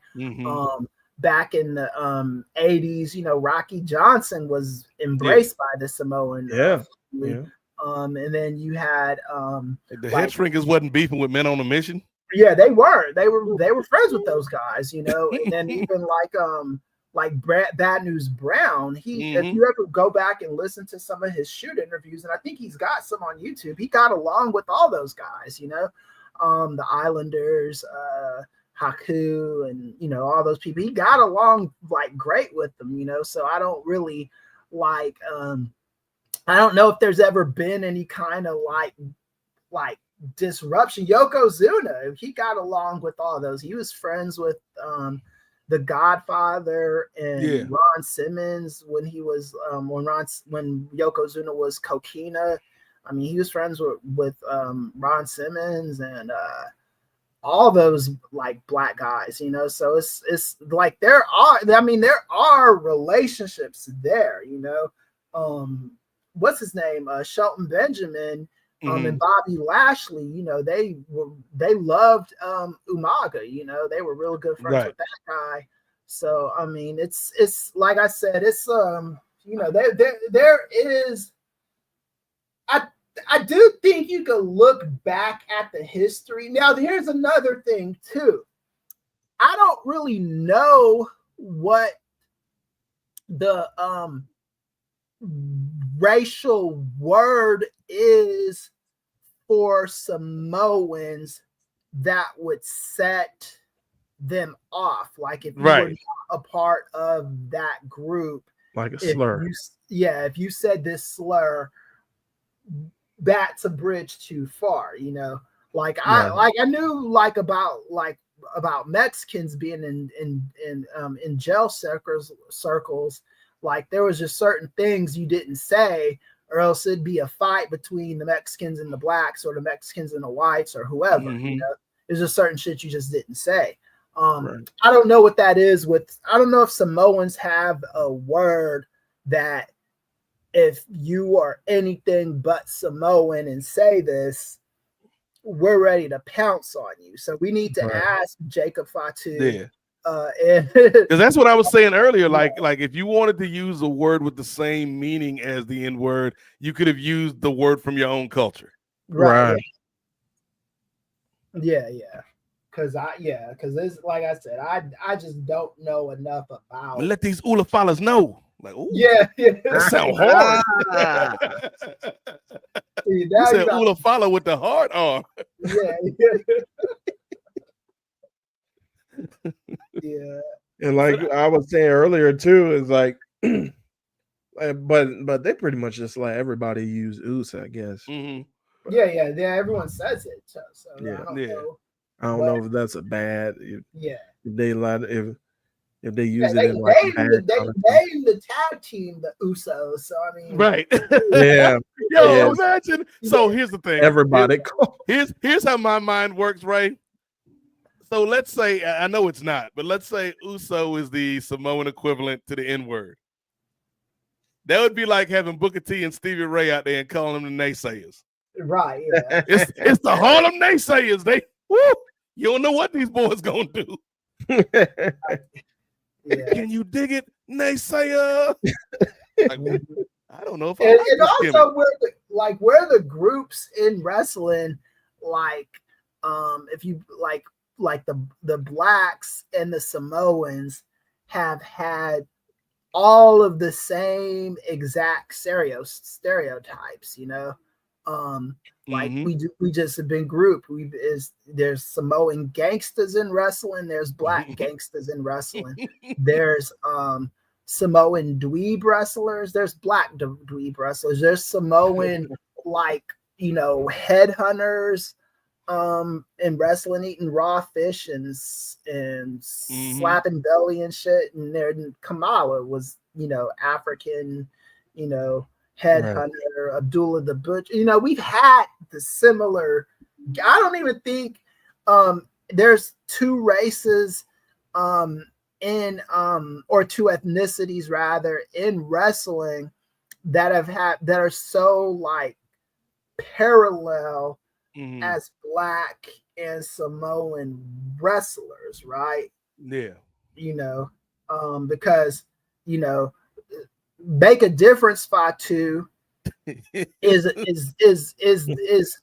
about equivalent to the babyface Men on a Mission. Right. And then the heel version of Men on a Mission is equivalent to the gangster version of Rikishi, So I mean, like 3-minute warning, Jamal and Rosie, like that was just straight up Samoan gangsters. Yes, Jamal and Rosie, the Samoan Gangsta Party in ECW. Like it was in the name. Yeah. I mean, it's just the gangsters, there's just way too many fucking parallels between our groups that just really add extra layer to this, because you can't say that about like blacks and like Japanese wrestlers, right? There's a different set of stereotypes. And unless you're Yokozuna, right? He's in that what is it called? He's in the Venn diagram. That Venn diagram. He's right in the center. Right. Him and The Rock. They'll probably be in the center of that. Yeah, but like it even like with the forgot what I was gonna say, but with the Japanese wrestlers. But even when Stephanie McMahon was separating and segregating all the women up by female stereotype here, when she put the black team together, it was Naomi, Sasha Banks, yep, and Tamina. Right. Unity. And they gave Tamina the name Tamina, which is how many non-black people in your real life named Tamina do you know? Not many. See, that's what you should have did, WWE 2K. If you wanted me to unlock Tamina, it should have been Team Bad versus the Submission Sorority. Right, yeah. I played that match. I played that match. Yeah. And yeah, and even with the Tamina stuff, the ex I was with when they were doing that, it was like, why you put all the black girls together? I don't think know Tamina was an island girl, you know. Yeah. But yeah, that's what they did. They were like, okay, let's put these three black women. You guys together. have a lot in common. Like, yeah. Like, you guys are so, and she's just like you guys. Well, I will say this though. Yeah. There's still some ambiguity to Tamina, because keep in mind that she's not the birth daughter of Jimmy Snuka. Oh yeah, that's true. Adoptive daughter. So who knows? There might be some truth to that. Right, yeah, because he's got a couple of adopted kids too. Yeah, that's true. Yeah. All I know about this though, Ray, is Jacob Fatu aside, man. There's one Samoan that I, without a doubt, could call me the N-word, and I'd be like, "Oh, stop playing, Naya. You so funny." Exactly. You crazy, Naya. That's where I thought you were going before the Rosie Perez turn, the swerve. Like Rosie Perez and Nia Jax, they can say it all day. Right. And also, that's the thing too with a lot of the Samoan wrestlers, is they're often mixed with something else, you know. Right. Like Jacob Fatu, I think his mom is like Swedish or something like that, German or whatever. That's why just don't let that German side say that word, Jacob. We can tell the difference. Right. And you know, the Rock is mixed with black, and you know, it's again, it's all that's going on with that too, you know. So I don't know, maybe one day we could I don't know if any Samoan fans do a podcast, like maybe we could like you know, ask the penetrating questions and you know, see what that relationship is like from their perspective. Yeah, that'd actually be a good conversation. I think another thing that this Jacob Fatu incident kind of brought to my mind, Ray, is another question. Is there any form where something that could be perceived as racist or bigoted or prejudiced be actually entertaining? And the one idea that came to my mind that I think is 100% in the yes category is the General Lee off the Dukes of Hazzard. Yeah. That's the only instance where the Confederate flag is cool, is the General Lee. Another instance that I'm not quite as sure about though, Ray, you remember that movie Lady and the Tramp back in the day? Have you seen that movie? Yeah. There was, I don't know if they changed it or edited it or whatever, but in the original version, them Siamese cats with the We Are Siamese. They edited it in the live action version. Okay, because that song go hard, man. That song go hard. But I'm like, I know, like my racial spidey senses was tingling the whole time they singing that song, Ray. Like I know something ain't right with it, but that beat though, that like, that's a good song. That's a good song for all the wrong reasons. Oh yeah.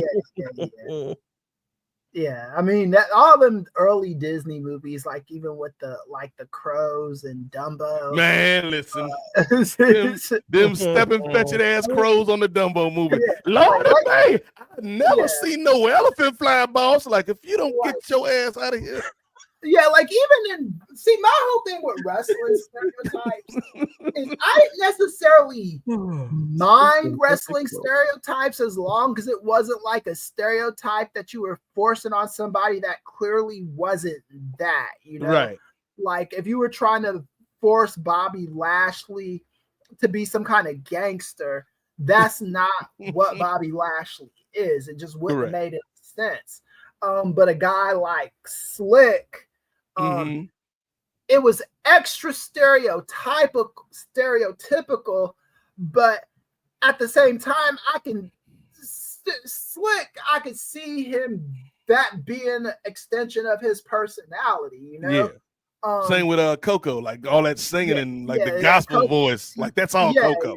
Yeah, it wasn't like you were forcing Coco to be something he wasn't. It's not like you know, he was an investment banker or a certified CPA like a D'Lo Brown was, and you're like, okay, be this kind of thug.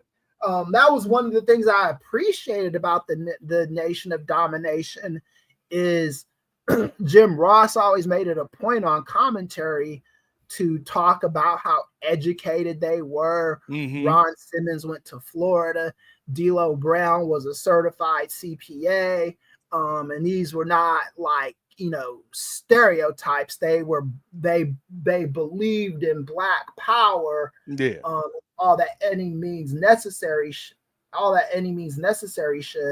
But they were not like, you know, like the stereotype Black. I mean, there were still stereotypes. I mean, but they were certainly the angry Black man trope. Yeah, they were the angry Black man, but they tried to do a different spin on it. It was like angry for an intellectual reason, not angry because you're using a snake in your match, so let me get some Harlem sewer rats, you know.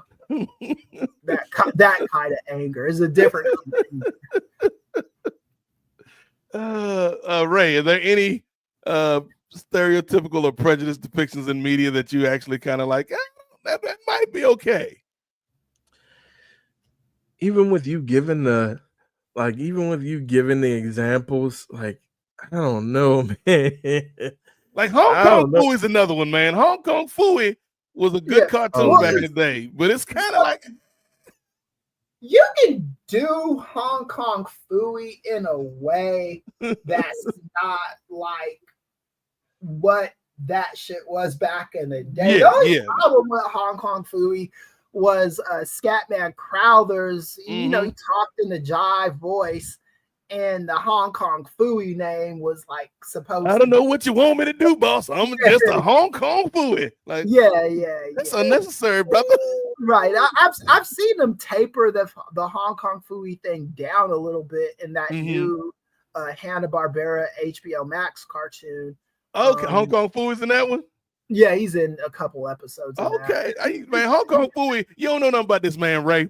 This man by day, he was okay. So first of all, first thing that makes you kind of raise your eyebrow at Hong Kong Phooey, he was a talking dog, Ray. A walking, talking dog that got hired by this company to be the janitor. And I'm like, what kind of qualifications, certifications did this brother have? But he was the janitor, Ray. When crime broke out in the city, did this man have a bat cave? Did he have a computer lab? No. He jumped into a file cabinet, Ray, in the top drawer, flew out the bottom drawer. Like, I don't know how the file cabinet works. Like, you can just go straight from the top of the file cabinet to the bottom. But he jumped in the top of the file cabinet, came out the back of the file cabinet, and he was in a gi, a red gi with a black mask on. And he was Hong Kong Phooey, #1 super guy, brother. Like, what in the Ricky Steamboat is this? That remind me of Dragonfly Jones from Martin. yes. And I think that's kind of like Dragonfly Jones probably stole a little bit. Influenced by, Here's another one though, Chris, and this is the one that they actually did change. Like you could say it's like a stereotypical or prejudiced depiction, but I actually enjoyed him when he was on the show. Was Apu off The Simpsons? Yeah. Because I actually had some like conversations with Indians about that at the university when that book came out. I think we even had the guy that wrote the book at the school talking about that, and he was explaining the perspective of that. And the thing I think where a lot of those, I think the Apu character would have been received a little bit differently if they had an actual Indian guy doing the voice. Yeah. And maybe an Indian guy adding some perspective to the character. Because a lot of because they even did that with Fisher Stevens' character in Short Circuit, right? It's like it's not so much that it's an Indian guy in the movie, it's Fisher Stevens dressed in brown face. Yep. That part. You know, so that's the issue with this stuff, you know.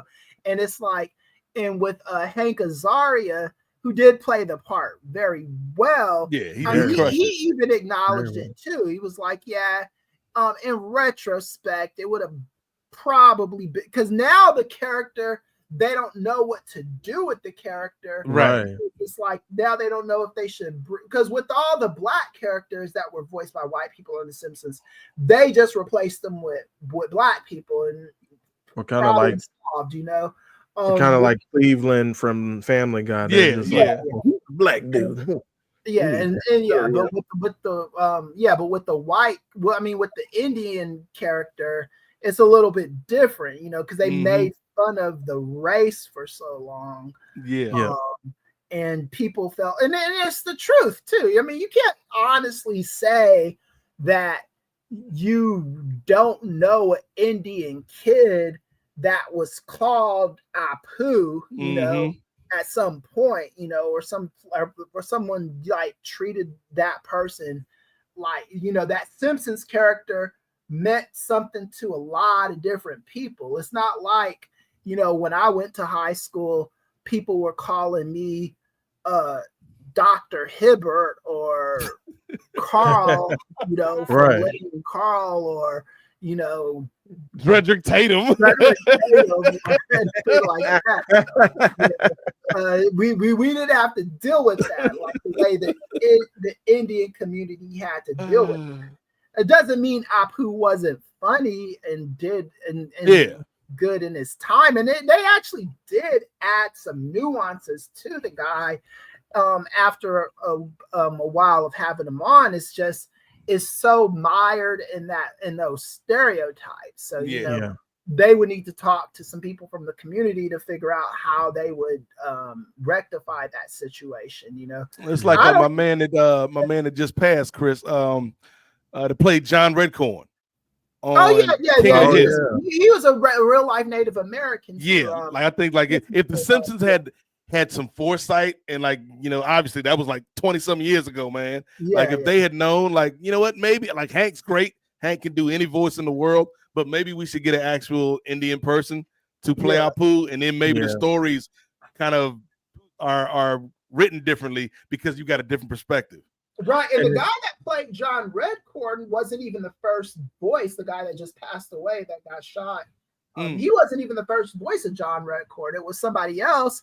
And then when they replaced the person, because that guy died from something too, and I think they were just like, why don't we just find actual Native American, to play this? You know who else is good on King of the Hill, but again, like, funny, but a bit of a stereotypical depiction. My boy Khan. Oh yeah. Khan was off the chain. Right. Now something has come to mind now that we've been discussing. We didn't jog your memory a little bit, Ray. A little bit. Help me think of some things. So one, and it's two people to come to mind. One is again based on those racial stereotypes, and another one is based off of like ability stereotypes, because I work with kids with disabilities, and so one just like stood out like a flashing light to me in that area. But the one on the black or on the racial side, Tyrone Biggums, like it's like there are more. There are crackheads of many different colors and races, but I was like, oh, he's so good at it though. But let me tell you something that you might not know about me, Joe Rogan. I smoke rocks. So That's one. It's problematic, but I can't help but enjoy the portrayal, especially when Chappelle brings the characters back when he goes on for SNL and stuff. It's just hilarious. Yeah, The one on the ability side, of course, in Living Color, tremendous television show with so many great characters on that show, but one was the Adventures of Handyman. Come on. Oh yeah. That man, Handyman, boy. Yeah. Oh my goodness. And for folks, go ahead, look it up. Not safe for work. I mean, it could be, but don't risk using the work Wi-Fi. Right, but and even like so with those things too, where they're doing the parodies and all that. Never underestimate the abilities of the handicap. Yeah, and that was the thing too, because even Marlon Wayans, I heard him in an interview saying, Damon Wayans, that character, he was made fun of as a kid because he had like a club foot. Yeah. And that was kind of like him, kind of. Yeah, because if like he had a cartoon for a brief spell back in the day, Wayne Head. Yeah, and the character in Wayne Head had a club foot. Yeah. Right, yeah. That was in my show. So that was kind of Wayne Head. Yeah. Like, I mean, like a lot of those stereotypes. Like, look, man, when I was a kid, I watched. All I did during the weekdays, especially days where I stayed home from school, was there was this block on TNT and TBS, like Tunes Till Noon, and they would show all the fucking cartoons from like the should have just been called For Your Broke Unemployed Ass. And, right. Yeah. Get up and do something. Right. They would just show like hours and hours of just Looney Tunes, the Pink Panther, Tom and Jerry, all that stuff. So you got to see Mammy Two Shoes, and that always cracked me up. And even like they would have like Bugs Bunny sometimes talking a black person voice, or something like that was going on, and I never thought much about it, and I still don't. Like, even today, it's like I don't think that stuff needs to be erased. No. You could easily just put like a disclaimer before it saying like, yo, this is how things were back then. I know, like if you buy some of those old collections of cartoons on DVD or Blu-ray, like I think it might even be on the Disney stuff as well, like Whoopi Goldberg. Yeah, she was on the Tom and Jerry one doing that too. Like, hey, these cartoons were made in a certain time. We're not going to erase their work from memory, but we do need to put it in the context of today. Yeah, and they do that on some of the. I think that kind of helps too. Yeah, and they do that. I was going to say real quick, they do that on some of the stuff for Disney Plus too. Like they put like a disclaimer on it. Yeah. That's probably the best way to do it. I don't think you should try to run from what you used to do. In the 80s, I had to watch all that fucking shit from the Disney Channel or Disney TV, like the Song of the South with the Uncle Remus or whatever the fuck his name was, singing the zippity doo dah, zippity day. Acted like slavery was just bluebirds on my shoulder. Like everybody's like, oh, Uncle Remus is just a happy little farmhand. Like, no, Uncle Remus is a slave. Yeah, not that he was a slave, but he was just some happy, just go lucky. I was a slave. And that's not what slavery was, but right.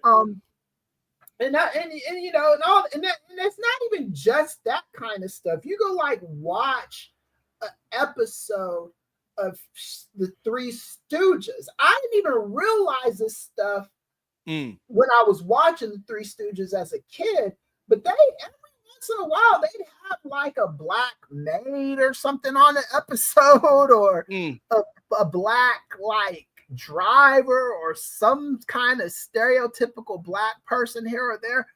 Watch it. YouTube the Three Stooges. I promise you, you'll see some of that shit. You know, and there's a lot of that stuff and a lot of that TV. You know, and then you don't even have to go as far back as like the 50s, and I mean, you see some of that shit in the 70s and the 80s. You know, right? In Like, the it was- 90s, we were talking. yeah, 90s too. You know, so I mean, Well, it was.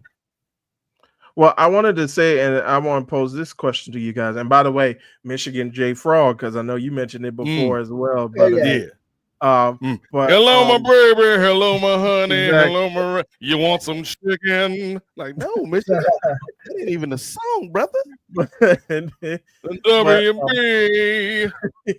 do you guys think, of course, as we've evolved as a society, like, of course, back then, it wasn't like that kind of stuff, and along with a whole bunch of other stuff with our treatment of women and all that stuff, it was in a certain way. But now, as we've evolved, hopefully, as we've evolved as a society throughout like the decades,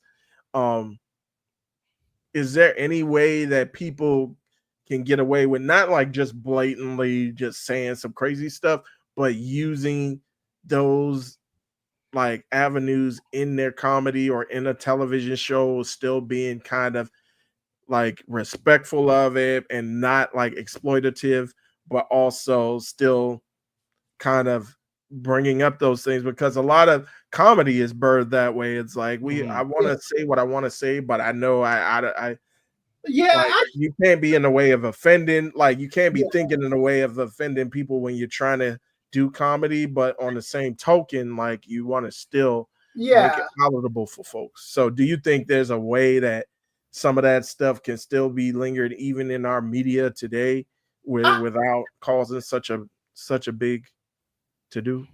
I think here's my problem thing. I actually think a lot of that stuff should still be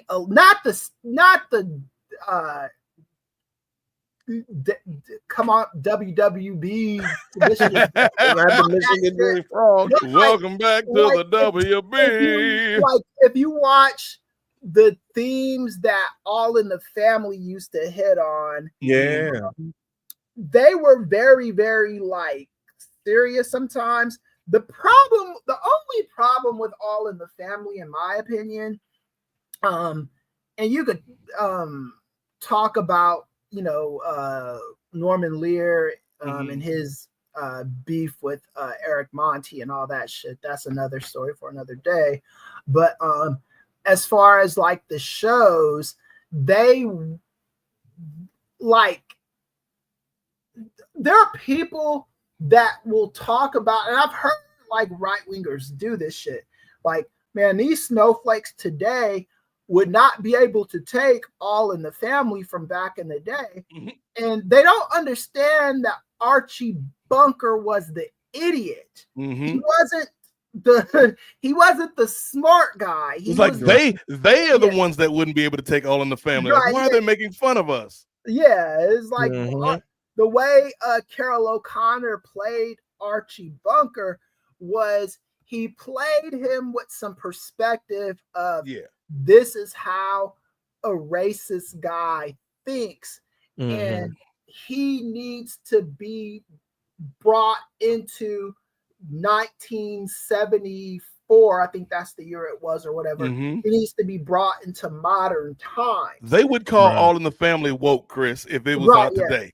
Yeah, because especially if they understood it for what it was supposed to be, they would do that.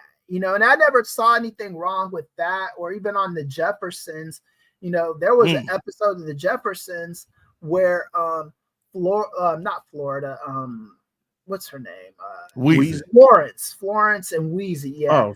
They were learning they were trying to learn CPR in their apartment building, and they go there, and then they meet one of the in the audience. There was a guy there that was like, and they were like, "Hey, do you why don't you come here and get CPR from this woman?" And the guy's a Klansman. He goes, "We never get a CPR from an N-word." He says that shit. and it's a whole episode is about that, you know. And I think stuff like that, if written correctly, it's good TV and supposed to work, you know. I don't think you know, if you're being just malicious for the sake of being malicious, that's a problem, you know. If people are getting offended by stuff, if humor hits in a different way, that's not the same thing. There's places you can go that you can get all that kind of shit. And if I go, and this is one of the things I also not complain about, but some of the things like Bill Maher, for example. Bill Maher, he went out for a good few years. He might even still be on this rant, but he was on this tour where he was complaining about universities and how woke they are and how you can't say anything and all this other shit. And my argument, and we had this issue, and it might even have been with Bill Maher, where it's like, okay, if you cannot fucking come to the university and understand that at the universities there's certain shit you can't say, then I don't know what to fucking tell you except don't come to the university, right? Like there are places that you can perform and do your routine and not have to worry about all that stuff, you know? And I've always tell people, like, you know, if I don't get mad at Andrew Dice Clay, because if I'm going to an Andrew Dice Clay show, that's a blast from the past. I know what I can expect from him, Andrew Dice Clay comedy show, you know? So, hickory dickory dock. Yeah.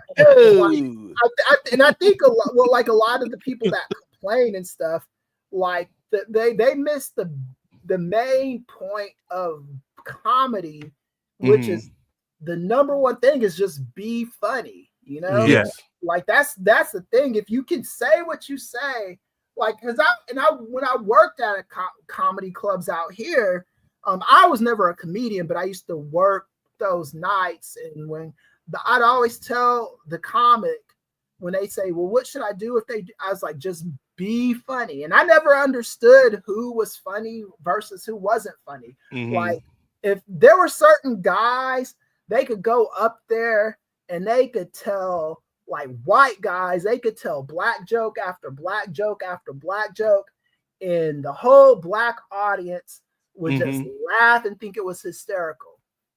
And then the next guy after them could say a joke in a similar vein, and they'll be like, boo! And like, why y'all let this racist motherfucker up here, you know? It's, a lot of it is man on him. Yeah, a lot of it just depends on the deliverance and the swagger that you have with the material.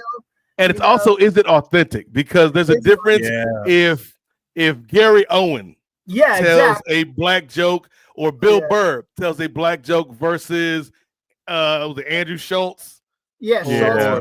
Or who's the guy that's in with the WWE now?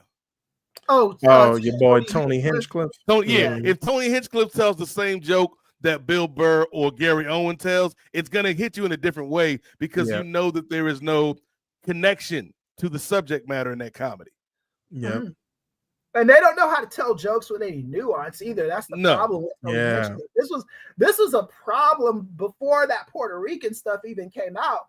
When he used to do like the Comedy Central roast, he'd tell jokes and they would never land right. What's her name used to have that problem too until she learned how to be funnier, was Amy Schumer. She'd tell those race jokes and it just wouldn't land right because she didn't know how to fucking tell them. Once she became like a more fully fleshed out mainstream person, and she had Chris Rock to direct her comedy special and all that stuff, then she was like able to kind of and then host the Oscars and stuff, and it was and her stuff hit a little bit differently. But you gotta learn your fucking craft, man.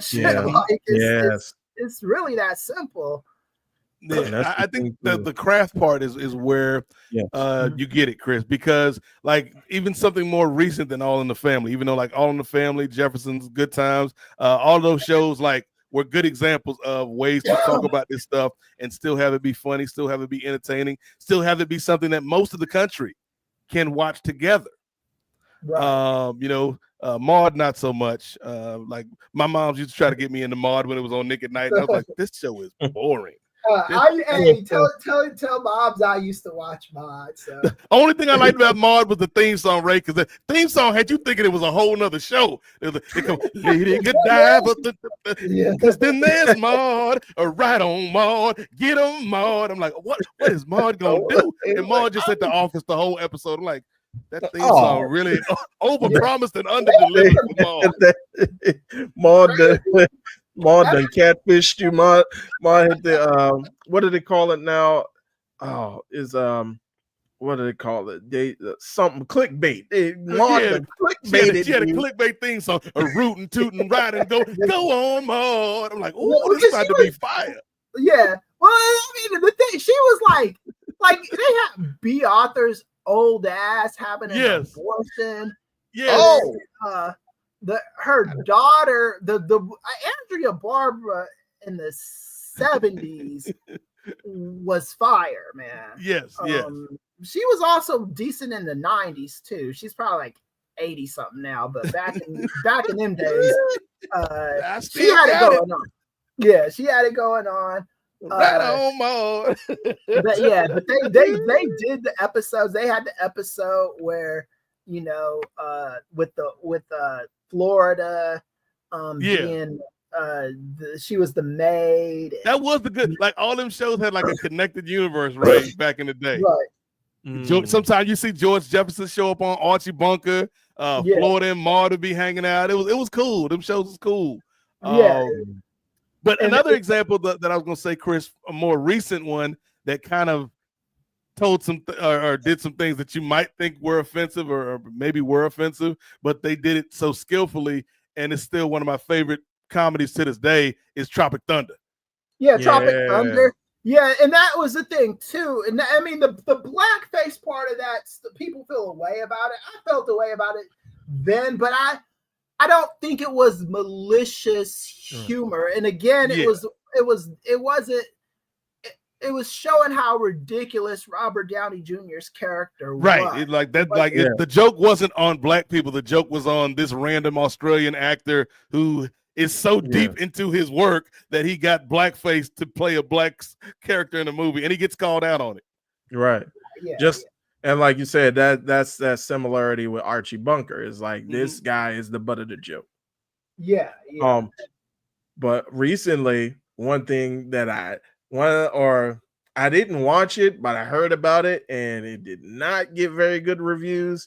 So of course, you just mentioned, Brother Nate, you just mentioned Good Times. Did you know that there was a reboot, an animated reboot of Good Times? I haven't watched a second of it, but I saw the ads on IG, and I was like, no, thank you. First episode of it. It's like great. It just, I wasn't like everyone else with it. I see what they were trying to do. It just didn't land, and they probably could have gotten away with doing the same kind of thing if they didn't call it Good Times, maybe. Good Times has such good faith, no pun intended. But it was like, and unlike Maud, Good Times had a theme song that let you know exactly what was going down. Keeping your head above water. Like, what's gonna happen to the Evans family? Temporary layoffs. Good times. Easy credit ripoffs. Good times. Scratching and surviving. Yeah, they did that too. Yep.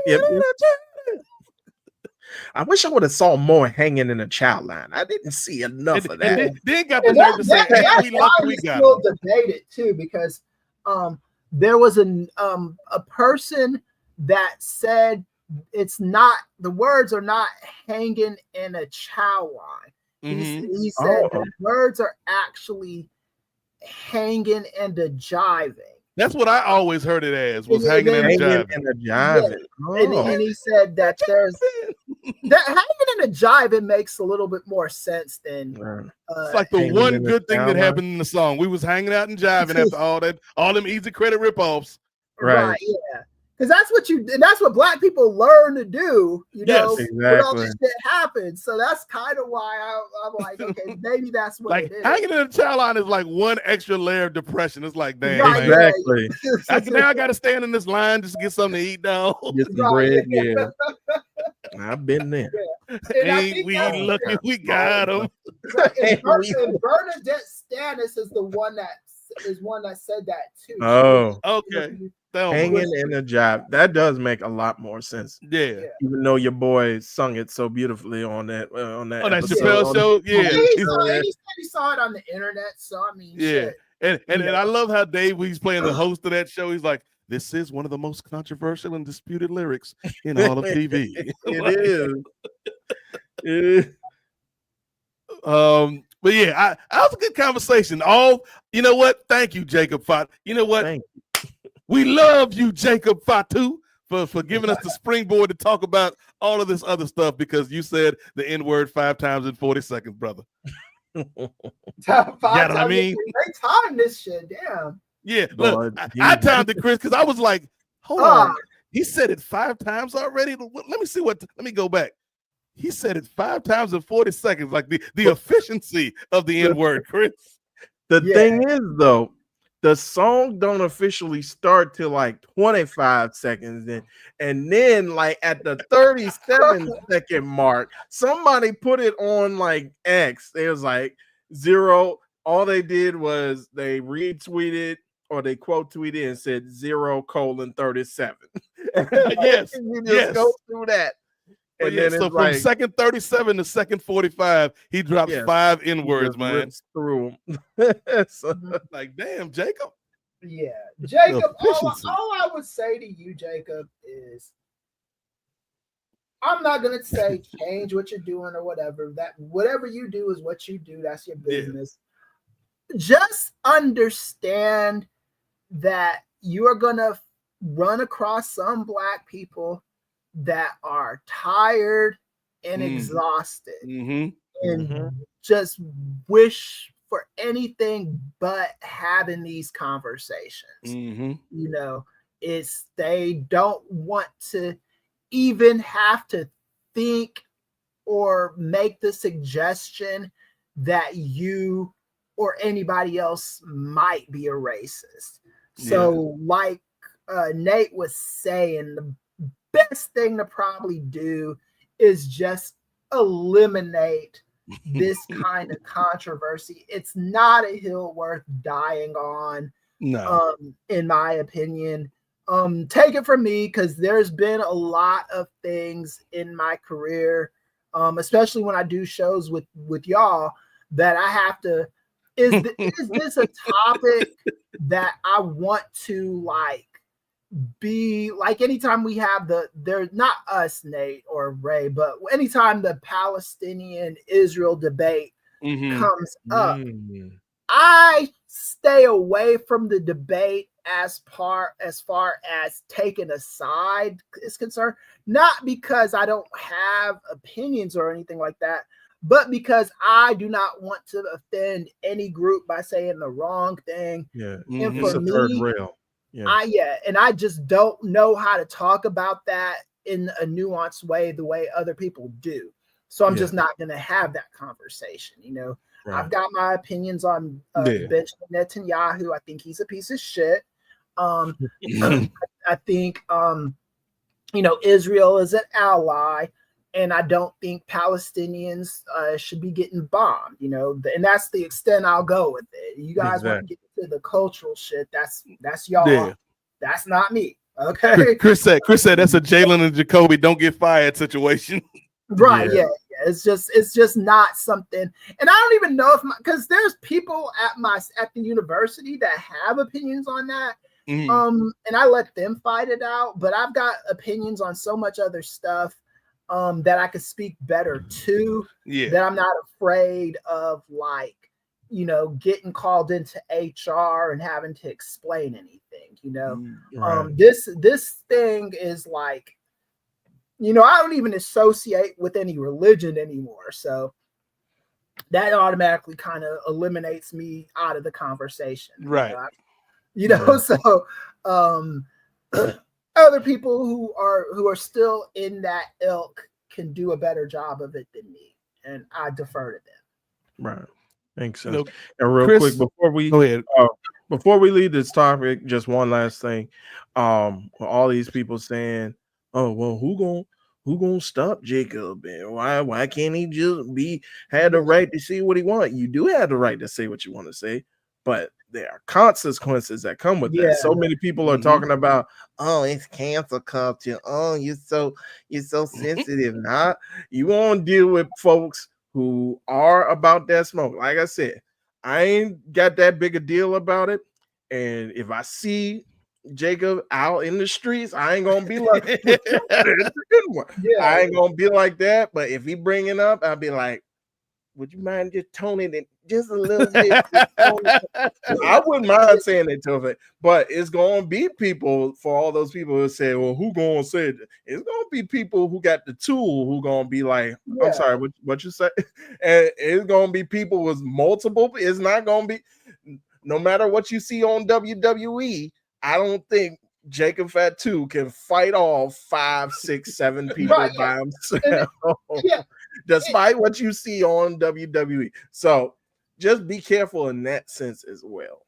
And also to kind of go a little bit with what you're saying, Ray, if we ever had the privilege to interview Jacob Fatu, I'd ask him about all this shit. It wouldn't be an interview of bashing him, but I'd be like, "Look, man, this is what your constituents are saying about you and this topic." I'll talk to him about the people that are defending it, and then I'll talk to him about the people that are detracting it.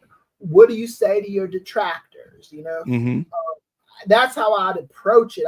That's how I approach this topic anyway. It's just like Ray said. It's like you say and do whatever the fuck you want to say or do, right? But understand the wrestling fandom is wrestling fandom. The populace is the populace. They're gonna have an opinion, and you can't fight every single one of those cats. No, I don't care how hard Sacramento penal is. That's just not something you can do. And I think my last thing on this before we get to our next topic or our final topic, Ray, is all of this talk when Chris was like, a lot of black people are tired and exhausted for very valid reasons. It made me think of maybe my favorite example of something that you shouldn't do, but the song was so great. I was like, you know what? I'm not in the group that was offended, so my opinion has less weight in this matter. But you remember Michael Jackson on the History album. Had that song called "They Don't Care About Us." Yeah. The original version had some things about our Jewish brothers and sisters that were a little like, Mike, come on, Mike, you ain't had to do that. But Mike was in his feelings on that song. Like, you could hear it, right? Like all the rest of the songs on the album, he's just like, do you remember the time? He just, I'm just happy to be here. On that one, though, Ray, all I want to say is that they don't really care about us. Like, in the video, this brother in prison on top of the table. So look. That's how mad Mike was at the moment. He made 2 videos for one song. He had the prison video, Chris. Yeah. And then my favorite of the 2, when he went to Brazil or South Africa or somewhere. Oh, he was in the street playing the drums with the kids. All I want to say is that they don't really care about us. Just dancing with the African drummers. Like, okay, Mike. Mike. But he said some things about the Jewish folks in that song. And I think it was like, this is what's so crazy about it. It wasn't like the Jewish Anti-Defamation League or anybody like that made him change it. Steven Spielberg, Ray. We don't live in circles like this. Steven Spielberg called Mike up and he was like, Mike, I thought we were friends. How could you say something like this on your record, Mike? I'm sorry, Stephen. I was in my emotions at the time. I'll change it. And so here's the thing. Mike didn't even really change it. He just like, when he says those words, like kick me, shoot me, don't you black or white me, Yeah. shoot me, suit me, he just put like the little shoot sound in there over top of what he said. And it was just like, man, but that song, Ray, yeah, did like the quick censor. He didn't even bleep it out, blank it out. Just shoot me, suit me, what you wanna do? Mm-hmm. Yeah. All I want to say is that they really care about us. That song, Ray. Mike was trying to tell you something. Yeah, that he was on one in that one. Yeah, definitely. Is it Rosa Parks was a living? You wouldn't let her speak. No. Like, oh, this man was. Mike was. The ancestors was speaking through him that day, Ray. Mm-hmm. They're like, you a little lighter than we remember, Mike, but you still one of us. You're right. That wasn't you are not alone. It wasn't that Mike. This was he had that one, and then he had Scream. I think that might have been the only time I ever heard Mike cuss. He was like, "Stop fucking with me." Like, okay. Yeah. and the thing that we in politics, one of the things that we say, political psychology, is if it's something that you have to explain, just take it out of the comments. Like, just take it out just take it out the vernacular. Just remove it, because you gotta talk to the public like they're reading on. It's a subtlety, right? You have to talk to them like they're on a third grade level. But you can't like disrespect them like they're on a third condescending. Yeah. You want to explain things that people understand. You gotta dumb it down like Scott Steiner. Right, yeah, like that, and that was what Obama was so great at, right? Yeah. Obama was like, and he did it intellectually. Trump does it in a dumbass way. He does it to appeal to the worst possible people. Yes. Obama uses populism to say, hey, you should be treated better than this. We all should be treated better than this. Trump uses populism to say, the reason why you're being treated like this is because of the immigrants, because of the Haitians eating dogs and cats, because I love the poorly educated. I love poorly educated. The wokeness is the reason why you can't get laid. It's these crazy feminists. You broke because of the woke. Yeah. These crazy feminist women that want respect and to be talked to like a human being are too woke for you. You know, if you lived back in a time where you were smacking women, you'd be okay. You know, get yourself a trad wife who's comfortable with just being up in the kitchen and having, there's too many of these mods around here thinking they're all liberated. Right on, Mo. Exactly. Get them out the office. And that's the thing that just Democrats and people need to understand. You know, when you're speaking to the public, you have to nuance your messaging. You got to talk on a third grade level without insulting everyone's intelligence, and that's just it. If you're having to explain shit, you are in bad shape. And like we in the gutter right now as a country in terms of critical thinking. Because I saw James Gunn had a comment about Superman the other day. It's coming out on July 11th, Ray. And no, before you ask, Superman is not a new Avenger. That's a totally different. Superman ain't in the Thunderbolts, Ray. That's exactly what I was thinking when you totally different universe. Thank you for explaining that. You're welcome, brother. I got to talk to you like you on a third grade level with some nuance, brother. So James Gunn was in an interview with Variety, I think, Chris, and he said something to the effect of, I guess that he was asked what would Superman think about the current immigration raids. And he was like, well, Superman's an immigrant. Superman is somebody that came to America and adopted American values, but he would very much be on the side of the immigrants. And then you see all these people come, oh, this movie is going to be political and woke, and James Gunn, how could you? It always cracks me up when people don't understand the origins of Captain America, Superman, Batman, all of these people were fighting against the classism, racism, even the 50s, even the fucking old Action Comics Superman. Yeah. It was all like,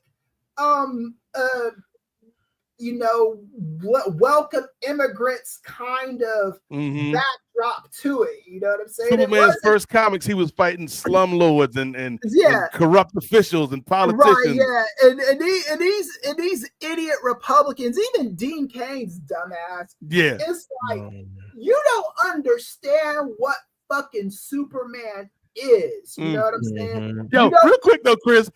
Like, I get Superman fighting Lex Luthor and Darkseid and them cats like that, Ray. But imagine if you were just like, and I'm not going to say just because you're still a terrible human being, but imagine if you were just a slumlord, Ray, and Superman came and whooped your ass for being a slumlord. Like, you would not do anything else for the rest of your life. Like why are you using your heat vision on me? All I did was raise their rent 3 times the regular rate. Come on, Superman. And Superman just whooping your ass for being a terrible person. That's what we need. Superman to come around and just whoop people's ass for being terrible, Chris. Right, yeah. And even like in the comics when Lex Luthor hated Superman, it wasn't because Superman did anything bad. He hated Superman because Superman was an immigrant that was better than Lex Luthor in every conceivable way. Superman was nice to Lex Luthor, but Lex Luthor couldn't get past the I'm bald. And I come from depending on which reading that you read, I come from the gutter, I come from this, I come from that. And Superman, you actually had parents who loved you. The parents that had to send you to Earth loved you. The Earth parents that adopted you loved you. It's like Superman was everything that Lex Luthor wasn't. And everybody loved Superman. And Lex Luthor, the only Superman got mad women. Lex was like, Lex no bitches Luthor. Right, yeah. The only people that loved Lex Luthor were the people that were attached to his money and his power. And they didn't love him. They loved like the accoutrements of being tied to Luthor, and that's just kind of like that's the whole conversation that's going on right now. Obama didn't do anything wrong to Donald Trump. Donald Trump just doesn't like Obama because Obama can't be Donald Trump, just like Lex Luthor can't be Superman, it's real simple stuff. And even with Batman was Bruce Wayne was an act for Batman. Bruce Wayne was what he had to do to understand how the inner workings of these motherfuckers like Daggett and the Penguin and all these like rich people, what's his name? Falcone and all those Rupert Thorne. He had to be in that mix to understand how these idiots work. So as Batman, he can fight for the everyman, Yeah, I saw that online today. I was like, these are some sad, miserable people. Right, your dude won. Your dude won, and you still sad and miserable and attacking this man for saying the truth about Superman, who is the actual literal definition, Ray Williams, of an illegal alien. Right. The embodiment of an illegal alien. This man ain't got no paperwork, no birth certificate. That's the movie I want to see. I want to see Superman versus Ice. That's what I want. It might be a quick movie. It might be a quick, very quick. And one of the alien things about Superman that's so funny is he's an alien that can hide in plain sight. The reason why people don't think Clark Kent is Superman is because Superman isn't wearing a fucking disguise, Clark Kent theoretically isn't wearing a disguise either. He just walks out in glasses. So it's like when you see you might think, oh, Clark Kent looks like Superman, but you're not thinking that Superman has a disguise, you know. Right. That's not how that goes, you know. And that's another thing about this immigration thing, because you got these immigrants, some of them that think they're good immigrants and are better than other immigrants. Yeah. We came here the right way. Yeah. That reminds me of a classic scene from Kill Bill Volume 2. He's born. It's like his costume is acting like a human. He's born with that S on his chest. Those were his birth clothes that he was given. Right. Yeah, somebody's in the comments. I was scrolling today while I was eating my tropical smoothie, Ray, and somebody was like, "Well, the thing about Superman, he actually came and adopted American values and left all that Kryptonian shit aside." I'm like, do you know the S on his chest is a Kryptonian symbol, my boy? Right. Yeah. Like, and that's what's always so funny about these idiots. That he got a whole fortress where he got nothing but Kryptonian stuff in the fortress. Right. They fucking they anglify, they whiteize the comics to make it sound like to make it sound like something that's like right wing and all this bullshit and stuff. They don't understand, like they don't know where Captain fucking America comes from. They don't, because if they do, they'd have been screaming racism and all that bullshit a long time ago. They scream about Captain America's wokeness and stuff. They think Captain America turned woke. Yeah. Captain America was always woke. There's a reason why comic book geeks are considered geeks, because originally these people cared about social issues. That's what they cared about. The writers of the comics, the people. Stan Lee said it multiple times. Right, yeah. The people that were reading the comics, all that shit. And now these right wingers, it's like what they do with Martin Luther King. They turn these people into what they want them to be. So you could take Martin Luther King and instead of Martin Luther King being a radical guy, commentator with socialist like behaviors and stuff like that he believed in, Martin Luther King, according to all these white people, was just some pushover that believed that black people should know their place and everybody should be created equal or treated equal, which means that black people are on the same level as white people and started from the same lot in life. And that's what Martin Luther King was saying when he said I have a dream speech and all that bullshit.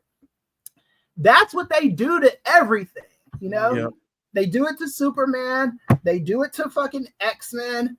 They do it to everything. They do it to Captain America because the word America is in his name. They feel that they own it. Captain America was talking about what America should be, motherfucker. It wasn't I love America. It's like, how do we get this motherfucker better than what it is? The ideals of it, yes, and that's the thing. Like when Captain America: Brave New World came out, and again, like it's not the best movie in the world, but it was all right, man. And Anthony Mackie did the damn thing. Where they're like, "Oh, man, I miss Chris Evans' Captain America. He wasn't all woke." And it's like, have you watched the movies, my boy?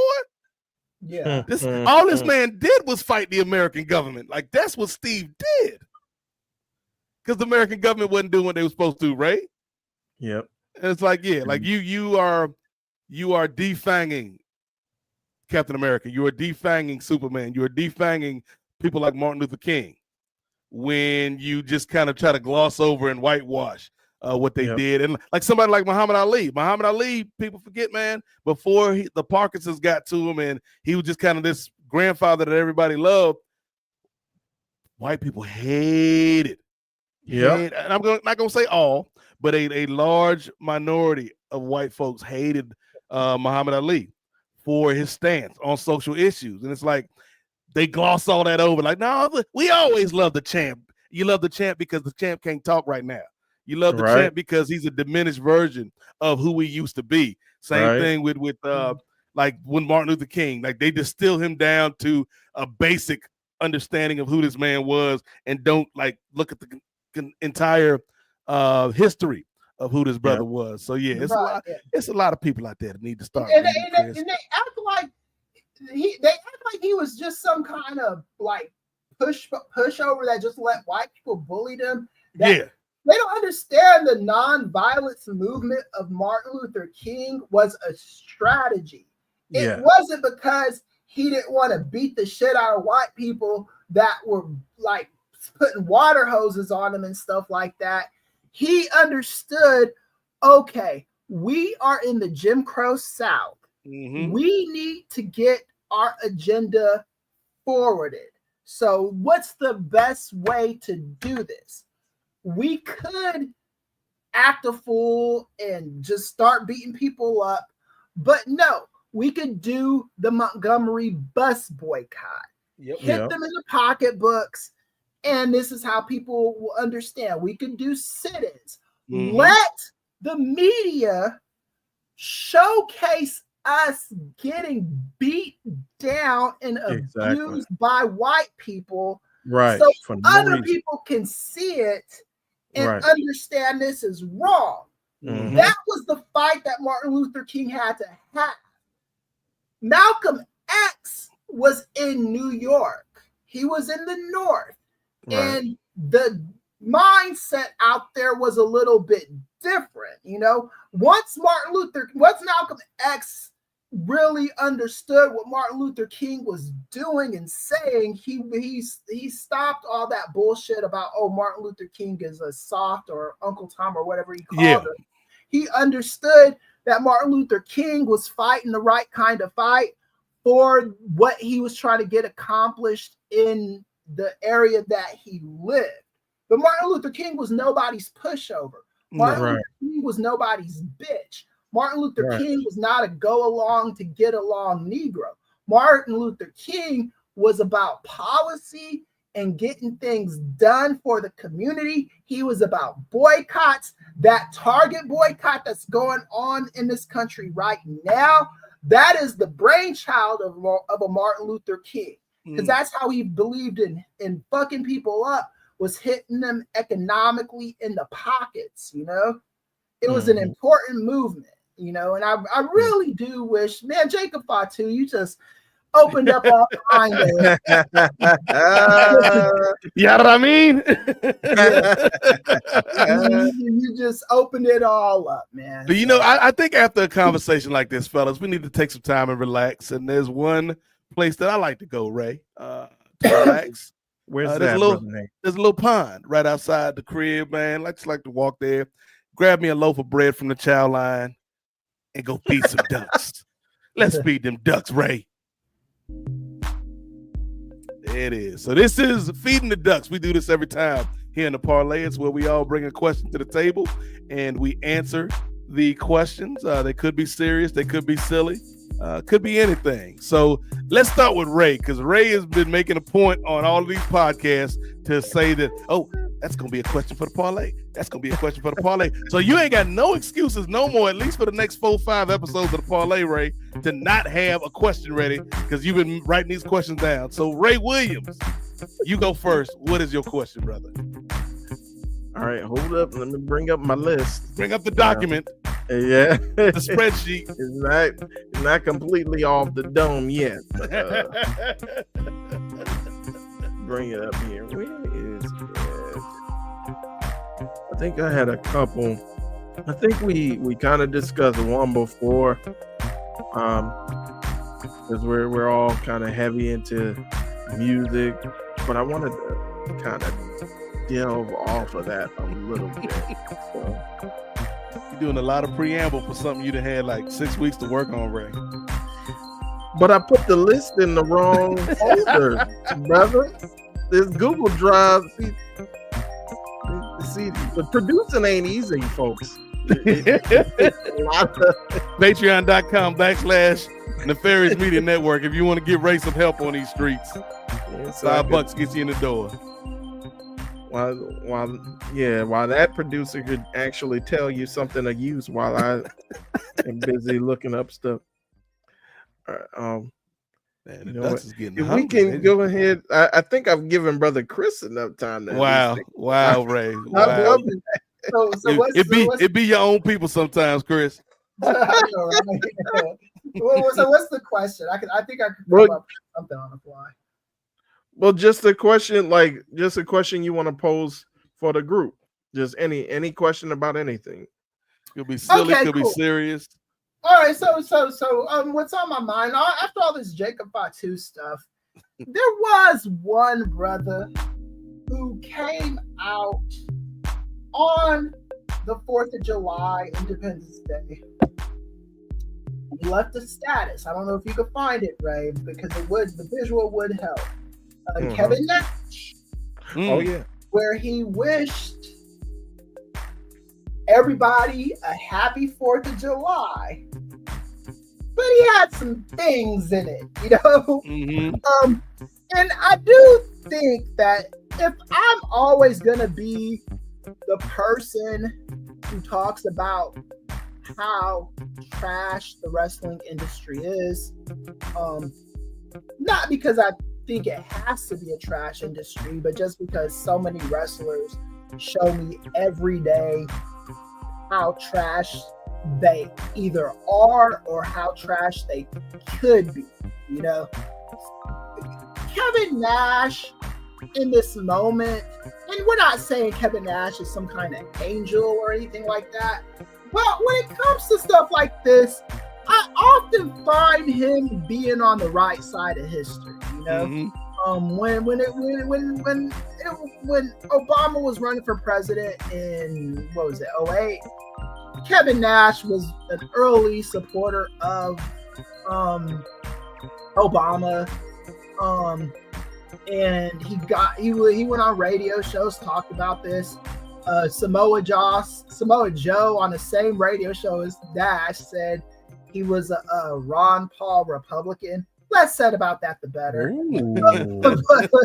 but because I'm not throwing any strays at Samoa Joe, but Kevin Nash saying this stuff about the current state of the United States of America, talking about the way things are as far as the way we are treating people, the way the 1% is acting, the way the wealth gap is seriously out of control. And I know some people are saying Nash, when he was in wrestling, he was all about the money. Look, he was talking about his own personal bank account. You know what I'm saying? He wanted them to run his money up, and that's what he got. He negotiated that. That has nothing to fucking do with his overall stance, right? So I guess my question is, and this is to everybody too, not just my brothers on the panel with me, but when is the wrestling industry, when is this gonna become the prevailing overall thought of the industry, not the fans? Because notice I never really diss the fans. I think the fans are where they're supposed to be in 2025. You know, I think it took a long time for us to get to this point, but I think wrestling fans, WWE, not because they necessarily tried to cultivate wokeness, but all their anti-wrestling shit, you know, it's gotten them to the point where, you know, fans expect better out of it, you know. And Triple H seems to constantly want to bring us back to where UFC is, you know. They want that point of TKO. They want Tony Hinchcliffe to be cool, you know. They want the right wing politics to be okay. They want I don't see color to be a prevailing thing. So yeah, my question is, when do we move to this point where where the community isn't about this bullshit, where the community is like, you know what, we don't want to see Tony Hinchcliffe at a fucking comedy show, not only because the motherfucker isn't funny, but because what he says is racist and problematic. When do we all get to this point? Because Triple H is trying to actively bring us back. And yes, I am calling out Triple H. Nick Khan, if you want some of this smoke too. But they're trying to bring us back, and wrestling fans seem to keep fighting this tide. How long are we going to be able to fight it, man? I would say as long as a certain person resides at 1600 Pennsylvania, nothing's going to change. Right. Because as you've mentioned several times, Chris, like, yes, individuals within this company may have their own political views. From a business standpoint, they're always going to cater to whoever's in office. Mm-hmm. And so, like, as long as Trump is still in here, man, 45, 47, as long as he's still in office, I think we're going to get more of the same, because that's what TKO, like, especially somebody like a Dana White, who, like, as bad as it is on the wrestling side of things, it is worse 1,000-fold in the UFC. And so, like, I feel like maybe once Trump is out of office, and then we kind of see what's going, if he gets out of office, Chris, because you never know with this brother.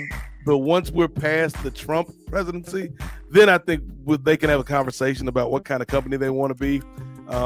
Because I feel like the next election is going to be one of the more fascinating ones that I've ever seen, Chris, because you're going to have somebody who is trying to carry on the legacy of Trump, the legacy of MAGA.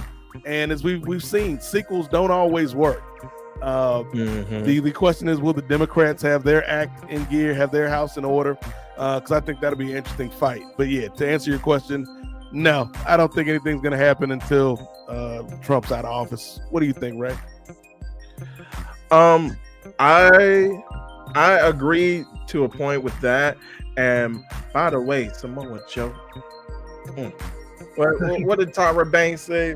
We were all rooting for you, Joe. Like you was at Wale Mania spitting on Biggie verses, and this is how you repay us, brother. Oh my goodness! Don't even get me started. All right, see, you done unlocked this, Chris. I did not know that about that, brother. But anyways, I think that is part of it as well. Although, if we needed correspondent to cover that UFC show on the White House lawn, please let your boy know. I have no issues with you. Hello, my baby. Hello, my darling. You think you're going to cover a fight, Ray, but they're going to throw you on a plane for a flight. Be your last show. Wake up in the Dominican Republic. Like, how did I get here? Exactly. Card subject to change. We are now in Angola. I'm like, Angola? How did we get? Yeah, I think it's a combination of probably waiting until this administration ends, preferably if it does end. And also, I think we touched on it as well when we talked about the Montgomery bus boycott. It's like, it's not going to hurt them until it starts hurting their pockets. Right. So yeah. I think if there are folks within the wrestling community that can kind of form coalitions like this Target band and be like, hey, if they're going to continue to do this stuff, like you mentioned Tony Hinchcliffe, and they're going to continue to have him doing like these shows after pay-per-views, well, let's set like a boycott and have like this many, like 5,000 or 7,500 people commit to not going to the show or not even participating in the PLE that's before that particular show. Like having a collective and having a mindset is where people are banding together and they're actually showing that this is not where I want my dollars going. I think that'll definitely kind of show. I mean, it probably won't stop them like 100%, but I think if it's consistent again, like the Target fast, like I think that could start making a difference and be like, hey, maybe we shouldn't be hanging our hat on this guy who's probably going to be out if he makes it, because we don't even know, like the way things are going, like I think he's losing. You could probably speak to it more than I can, Chris. I think like he's losing some of his base, especially with this big, beautiful bill, quote unquote, beautiful bill, and how it's going to affect like his base as well. Like I think come 2026, like if prayerfully again we make it to 2026 to these midterms, they shift the House, shift the Senate, this brother could be out in like a year or two, depending. Right. on, Yeah. So And also, real quick, it doesn't matter if we're not trying to get all of MAGA to come on board. That's Right. not going to happen. MAGA is MAGA. I don't even know if we're getting any of MAGA to jump on board. But if we could get some of them on the periphery, that's fine. And activate the 10 And the million independents. motherfuckers that didn't Come on home, Nikita Lyons. Yeah, that voted for Joe Biden in 2020, that didn't vote in 2024. Yeah. That's what we need to do, because MAGA is MAGA. It is. I mean, I think if we got to accept the reality. If you're still riding that shit, that's fine. But also, WWE's got to start paying attention to their own optics. I just looked at this today. Saturday night's main event. There are 3,000 seats available for that show that have not sold yet. Mhm. And I do think stuff like that is And Evolution's underperforming right now too in ticket sales. exactly. That's what I was That's thinking. where messages start getting sent. Is if we're starting to hit them in the pocketbook, okay, like we don't give a fuck about Tony Hinchcliffe. We do not care about, Triple H, trying to like cozy up to right wing propaganda. That message is gonna get sent. Right. Keep that shit in UFC. Keep it out of wrestling. Yep. Yeah, and that like you said, I think that'll make the difference. Is hitting them in the pockets. I think that'll make the biggest difference, and we could do that before any election. So, Yeah. All right, Ray, you had time, Ray. all right, What's your question, Ray? I found it. So, as I mentioned before, I'm big into music, and we do dive into music questions here and there. And to lighten the tone from before, what cover song do you think is better than the original? Oh, okay. I know there's some obvious ones out there, and then some ones that people don't even think are or didn't even know were covers. So what cover song do you think is better than the original? This is easy for me. Get it, Chris. For me, and I hate to say it because this is my favorite artist of all time is Stevie Wonder. He is the GOAT. Nobody's better than him, in my opinion. But the Red Hot Chili Peppers version of Higher Ground is better than the Stevie Wonder version of Higher Ground. And I love the Stevie Wonder version. Yeah. I just didn't know that you could do all of that with it, with Anthony Kiedis and those boys did with that shit.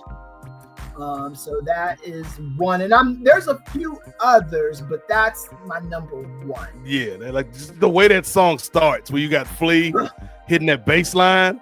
Yeah. Stevie, like you said, the original song is great. Like that whole album, like Stevie was on a run back then. But yeah, that was, and boy, man, I don't know, when back in the 90s, like I didn't even know that much about Red Hot Chili Peppers when the Power Rangers the movie came out, boy. I was a kid, boy, and when they just jump out, they just randomly skydiving for charity. Boom, boom, boom, it's going down. Yeah. My brother told me about that. He said that, and I think he said I saw it too, but I wasn't. But the Tommy's using the little gliding board get out of the plane and shit. Yeah. Look, when Chris said it was a Stevie Wonder song from the 90s that was covered, I thought he was gonna go with Troop and After 7 from New Jack City when they was out by the it was Troop and Levert awesome too, when they were out by the oil drums filled with fire. There's just enough for the city I live in. I actually do. I like the Stevie Wonder version better than that. So Oh yeah. And the crazy part was when I watched it, I thought it was the same group that was singing the whole time from the summertime to the wintertime, but they switched because them dudes is dead. In the movie. Like the dudes that sang the original song, like they were dead. And so then the older brothers in a New Jack City.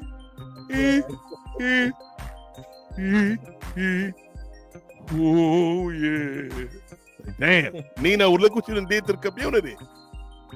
That's a great pick, Chris. Can we review that movie one of these days? Yeah, we do. We do need to review that one of these days. I love that movie. That's a great pick, Chris. For me, I've got two of them. Number one, to me, I think this may be the greatest cover song of all time because most people think that it is the original, and that is Jimi Hendrix, All Along the Watchtower. Oh yeah. Like people don't even know that was a Bob Dylan song. Like, and that was the crazy thing about those times, Ray. Like people was just doing covers of people's songs that was still on the radio. Like it wasn't like now where if you do a cover song, it's something that's like a tribute, and it's done years later. Like you could hear 3 different versions of the same song on the radio. Like I wasn't there, but I like just from watching videos. You see it, yeah. And I don't know what it was. I think it's just because like the songs were owned by the record company and not the artist. You could get away with stuff like that. And Pat Boone made a living, made a killing off of just singing Motown songs and just gentrifying them. Yeah. Like if you listen to the Pat Boone version of Tutti Frutti, it's just like wop bop a loo bop a la bam boom Tutti Frutti, yo Rudy, Tutti Frutti. Like what in the raisins and the potato salad ass type of tempo was this? That ain't Little Richard. And WWF made that Mean Jeans theme, the Pat Boone version. Yes, Tutti Frutti, oh Rudy, Tutti Frutti. Oh, and you have to shake your head like this when you sing it, Ray. A Tutti Frutti, oh Rudy. But I think my favorite cover song of all time, like personal favorite, would have to be like Wagon Wheel Aside, because I told you how I used to kill with that in the club, Ray. Just all the calcium, just killing with that wagon wheel. But I would say my favorite cover song, and it's not a cover song a lot of people have heard of, but like one of my favorite kind of subgenres of music, Ray, is artists that cover the Beatles songs. Because I think the Beatles songs, like just in terms of songwriting, like Lennon and McCartney have some of the best crafted songs ever in pop music. And like for a while it was a genre of black artists covering Beatles songs, like back in the 60s and stuff. And it always like the black songs always sounded better. But the reason it sounded better was not because the Beatles songs weren't good, Ray. But if you listen to like a lot of the Beatles early stuff, they were influenced by blues artists and soul artists and songs like that. And so it was kind of like the Beatles song was influenced by the soul, and then the soul singer sang the Beatles song. So it's a natural progression. Like there's so many of them. Like Fats Domino does a great cover of Obla Di Obla Da. No, Lady Madonna. Fats Domino does Lady Madonna, and it's amazing. Like, see how they run, Lady Madonna. I'm like, okay, brother, okay, I see you.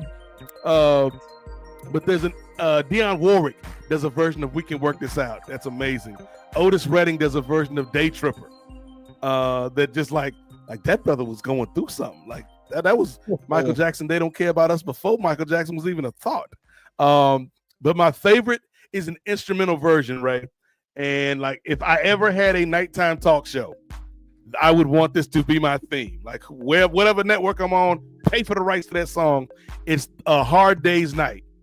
And it's an instrumental by the Barcades. And it's just like everything that the Beatles song had, but it just feels like there's a black resonance to it. Right. Like the Beatles song, like it's great, right? And it's a hard day's night. Been working like a dog. Like, yeah, them brothers been working. The Barcades joint though, you're like, yeah, man, this nigga been working. Right, yeah. Like that's so like just personal favorite, like shout out to the Jimi Hendrix All Along the Watchtower cover. But I'll give it to the Barcades, Hard Day's Night. Right. All right. Oh, I also gotta mention, since you reminded me of something, I gotta say, Proud Mary by Ike and Tina Turner.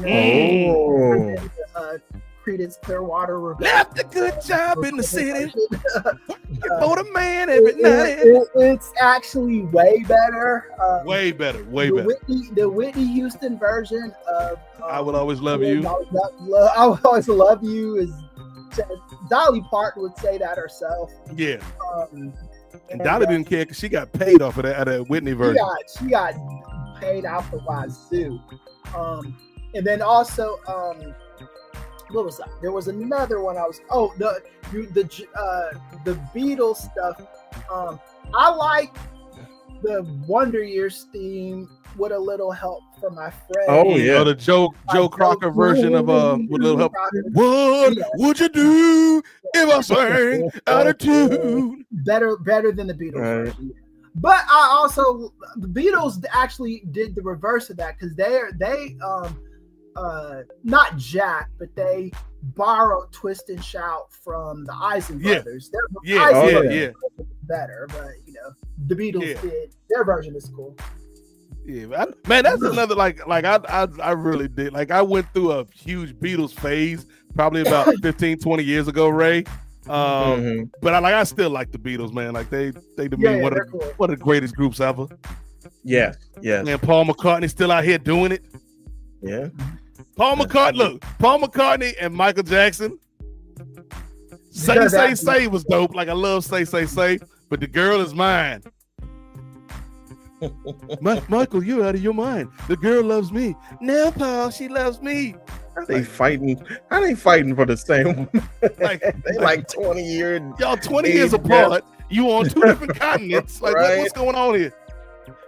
And then in the Say video, the thing that was weird about that was Paul had his love interest in the video. It was Linda, obviously his ex, not ex-wife, but his deceased wife. So I guess technically ex-wife. But Michael's love interest in the damn video was LaToya, and I'm like, that's not right. I know. Say what you want. Oh, that was a good song. And then Michael come around from behind the trees, all alone.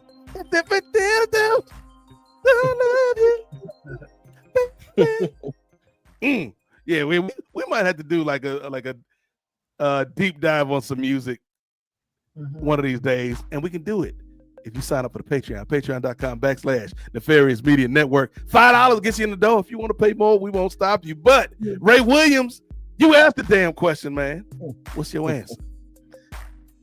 All right, well, as you guys were going through it, there's just so many different songs that were popping in our mind. First off, let's just go ahead, get the I got some honorable mentions. And first off, let's just go ahead and get the elephant out of the room. We all know Whitney Houston.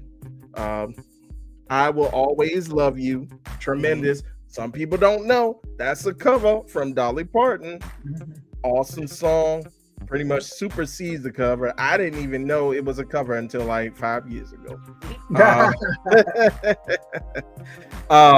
And then some more that are some honorable mentions while I am typing something. Here we go. So you're doing a lot, Ray. You got a lot going on there, sir. I know. Just so many songs. Like I said, music is just a very incredible, important part in my life, and so it's just so many things that came to mind as you guys were going through. Ray gonna say Blurred Lines with Pharrell and Robin Thicke. Stop it. they don't want that to be a cover. They want their money back. But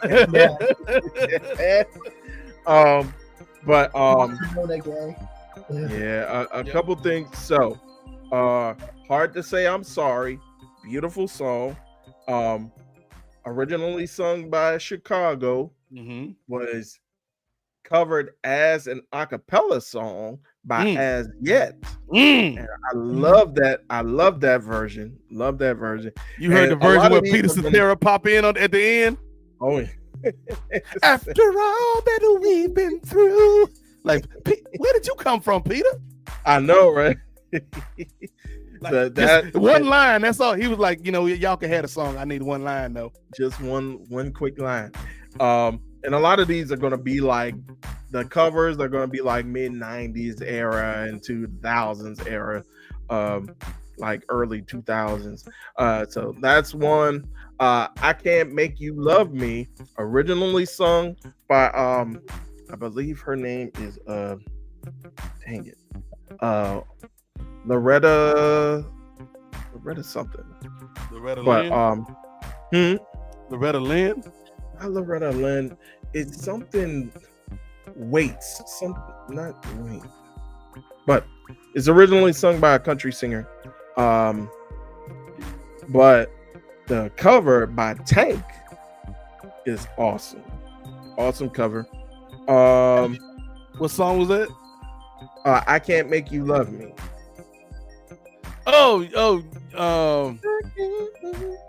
Yeah. And then another honorable mention, All Cried Out by Allure. Yeah. Allure, I was gonna say that too. That was because that was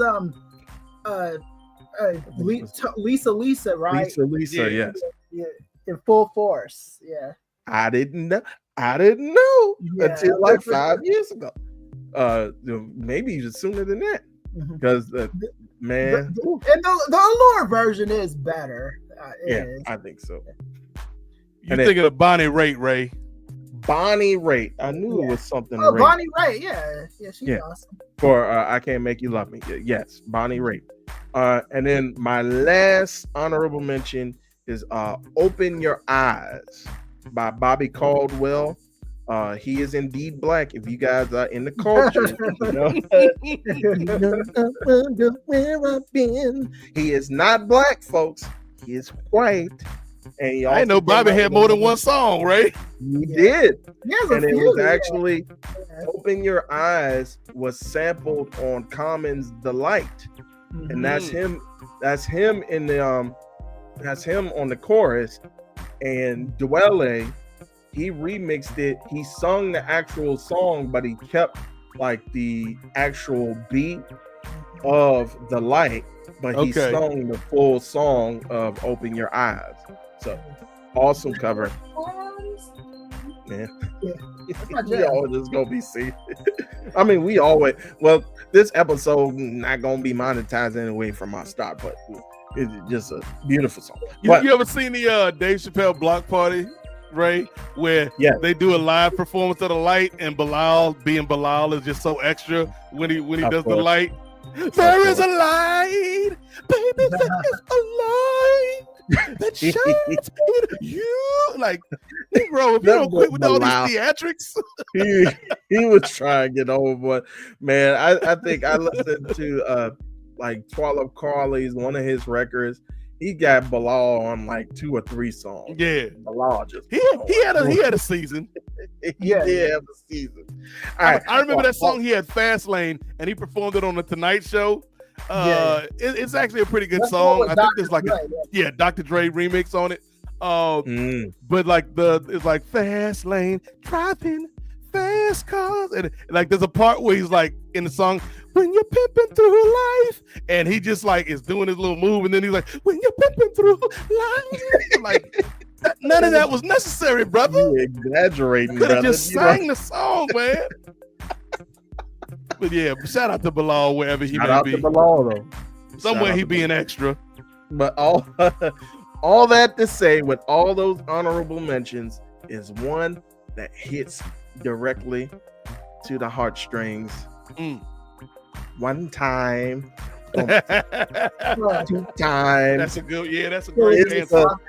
Killing Me Softly by the Fugees, originally sung by, I believe, is it Roberta Flack? Roberta Flack. The original is cool, but man, that doggone remix, that's historical. Does Prize have any lines on that song? I don't think so. Just Clef and Lauren. Yeah, he's just doing the instrumental part. Yeah, doing like the got one of the best like when Lauren goes to that last whoa like that you feeling in that moment, right? Yeah. My mom would have an issue with you right now, Ray. That their version is better than the. I like their version better too, but she is especially now that she passed away. My mom was a Roberta Flack. Roberta Flack, yeah. She's an icon. It's a tremendous song. Yeah. It's something about that cover, man. Yeah, I like the Fugees one. You know what, Ray? Because you unlocked something for me. Because one of my favorite cover songs, and it's not really a cover song, it's more of a remake. So there's a dude named John Waite who had a song back in the day called "Missing You," and he did a remake of that song maybe about 5 years ago with some random country lady. I don't know who she is. But like the updated version with like his voice now compared to his voice back in the 80s, and it's all gruff and stuff, and it's like it makes the song more sentimental, right? Like I ain't missing you at all. No matter what my friends say. Like, okay, nigga, I ain't like chill. You been hanging out with Jacob Fatu, brother. You being real aggressive right now. He on his, they don't care about us. They don't really care about us on that. Okay, I guess you're not missing her. Like, I ain't missing you at all. There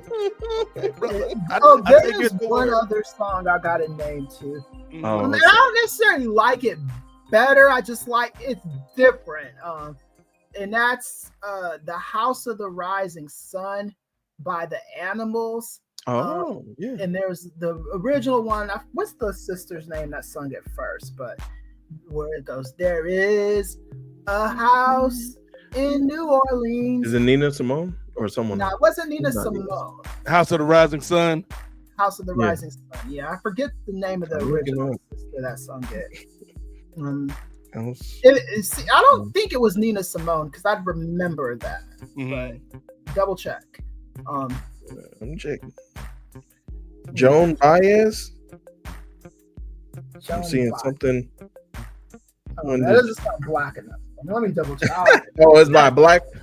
I remember that song because, like, it played in the house a little bit when I was growing up. But Sunraysia used to be a raisin brand, and that was the song on the Sunray. Sunraysia's got your raisins. Like, okay, brother, like, it's just some damn raisins. Like, something that hit me for possibly problematic, but also very good. That now that you mentioned raisins, what about them California raisins? Oh yeah, I get a raisins a pass, man. They did their thing. Yeah, they were all right. You know what? That was a good cover too. When the California Raisins on their Christmas special in 1988, Ray Williams did a version of the Temptations, Rudolph the Red-Nosed Reindeer, because like the reindeer was gone, right? So Claymation Santa was like, damn, I can't take the presents to the kids. And the California Raisins, this is how I know they was some house raisins though. They was like, you could just hitch the sleigh to us, Santa. And they was like doing the California Raisins dance, leading the sleigh down the street. I said, Rudolph, Won't you guide my sleigh? Hey, Rudolph, won't you guide my sleigh? California raisins, man. There was a time when some claymation animatronic ass raisins was one of the biggest musical acts in the country. Yes, all to sell some raisins. Go to the side if you thinking about buying some raisins. Like, the good stuff. All right, so it's my turn. Last question while we feeding these damn ducks. So we went serious with Chris. We went silly with Ray. I think I might try to bridge the gap a little bit. Happy medium, if you will. My question is, you know what? Let's stick with music for a while. Let's stick with music. What is your favorite song ever performed by an athlete? Oh, favorite musical song ever performed by an athlete. Chris, I'll let you go first. All right, so by an athlete, there's a few, but that I at least appreciate. Because there's liking is very, very tough when it comes to athletes and music. Must Be the Money. Yes. Yes. Must Be the Money. I can't call that shit my favorite. And say that to y'all with the straight face. Dion with the laziest flow in music history. Right. But my favorite, and I don't know if anything's ever gonna come, is gonna be. Got to go back to the refugee camp with Wyclef. Ooh, it doesn't matter. Oh, rock. That is that was one of my favorite songs of that era. I really was digging that shit, man. I love that album too. You know, I thought. But Rock, I just bought this new $500 gold chain. It doesn't matter if you bought a gold chain. Yeah, yeah. Yeah, what do you say? Stop, drop the rock spin here. Come up. Yeah. Yeah, that shit was my jam, man. So I'll see if anything else comes to me, but I think if I was gonna talk about my favorite, there's some silly shit like Must Be the Money and Y'all Must Have Forgot. Ooh, Y'all Must Have Forgot is great. Y'all Must Have Forgot is great. That I my favorite thing in the world is he rhymed career with Korea. Right, yeah. Oh, yeah. Y'all must have forgot when I lost my gold medal in South Korea. Let's look back at my whole career. Did you say Korea or Korea? But, and also, if I'm gonna I still say The Rock is my favorite, but up there is Fushnikas and Shaquille O'Neal. What's up, Can Doc? we rock? What's up, Doc? And See, that to me is the only Shaq song I will count because that was before he became a rapper. Right, yeah. He's like, who's the first pick me word is born in? It's not Christian Laettner, not Alonzo Mourning. Like, okay, brother. Because they didn't let Shaq on the Olympic team for some reason. No, they put Christian Laettner on there. Yeah. Just because Laettner was lame enough to not outshine everybody else. Like, to be fair, he was like the college player of the year, but he was like Shaq was clearly the better fit. Right, yeah. Especially with history as a teacher. You know? But, Ray Williams, what you got? Oh, this is hard. Is it your man Daniel Cormier, All About the Cakes? Oh, that comes in a close second, by the way.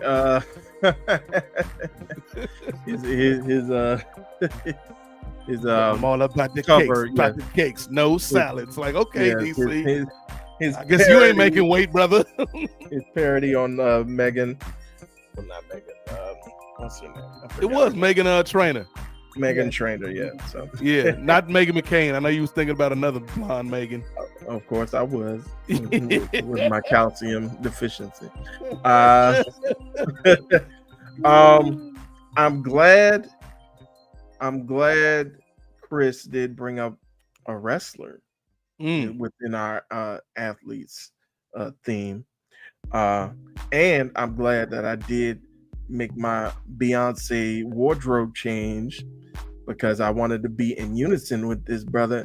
And this is by no way trying to influence somebody to come on our podcast, No Being Wrestling Advocates, but we heard people. Hey. Man, I was jamming out to that on the weekend with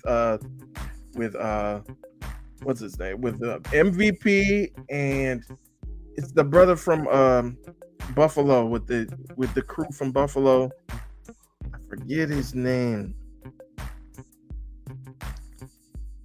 He does some stuff with Danny Garcia, but he's like a legitimate, like his crew is a legitimate good like rap crew, but I forgot his name. We heard people's song. But yeah, that song, and it's more than just the catchphrase, folks. It's more than just the catchphrase, but it's a good song. MVP's always had good theme songs. Yeah. West Side Gun. Yeah. MVP, West Side Gun, and Smoke DZA. I think Smoke DZA, all he says is the is the chorus, but I mean, to be fair, that is the part that's on TV. Right. That's true. And then MVP is on that one single he had, Holler to the World. Holler to the World. Yeah, that was a good song. I thought that was okay, yeah. And then, like, if you listen closely, because again, I played it like last weekend, I played it like 8 times. Like, you listen closely, like some of the ad libs in it too. Somebody about to die. But you don't hear that, but you just hear, we heard people. And then, like, even deeper than that, like MVP is kind of like rapping in the background of the chorus, like towards like the second end or towards like the end of the song. It's like you don't hear that part, but it's like, man, it's like layers on layers. So I really dig that song. So I'm a prisoner of the moment. Okay. We hurt people. MVP. Good choices, Ray. Good choices. We also would have accepted I Swerve When I Drive. Oh, that's a good one too.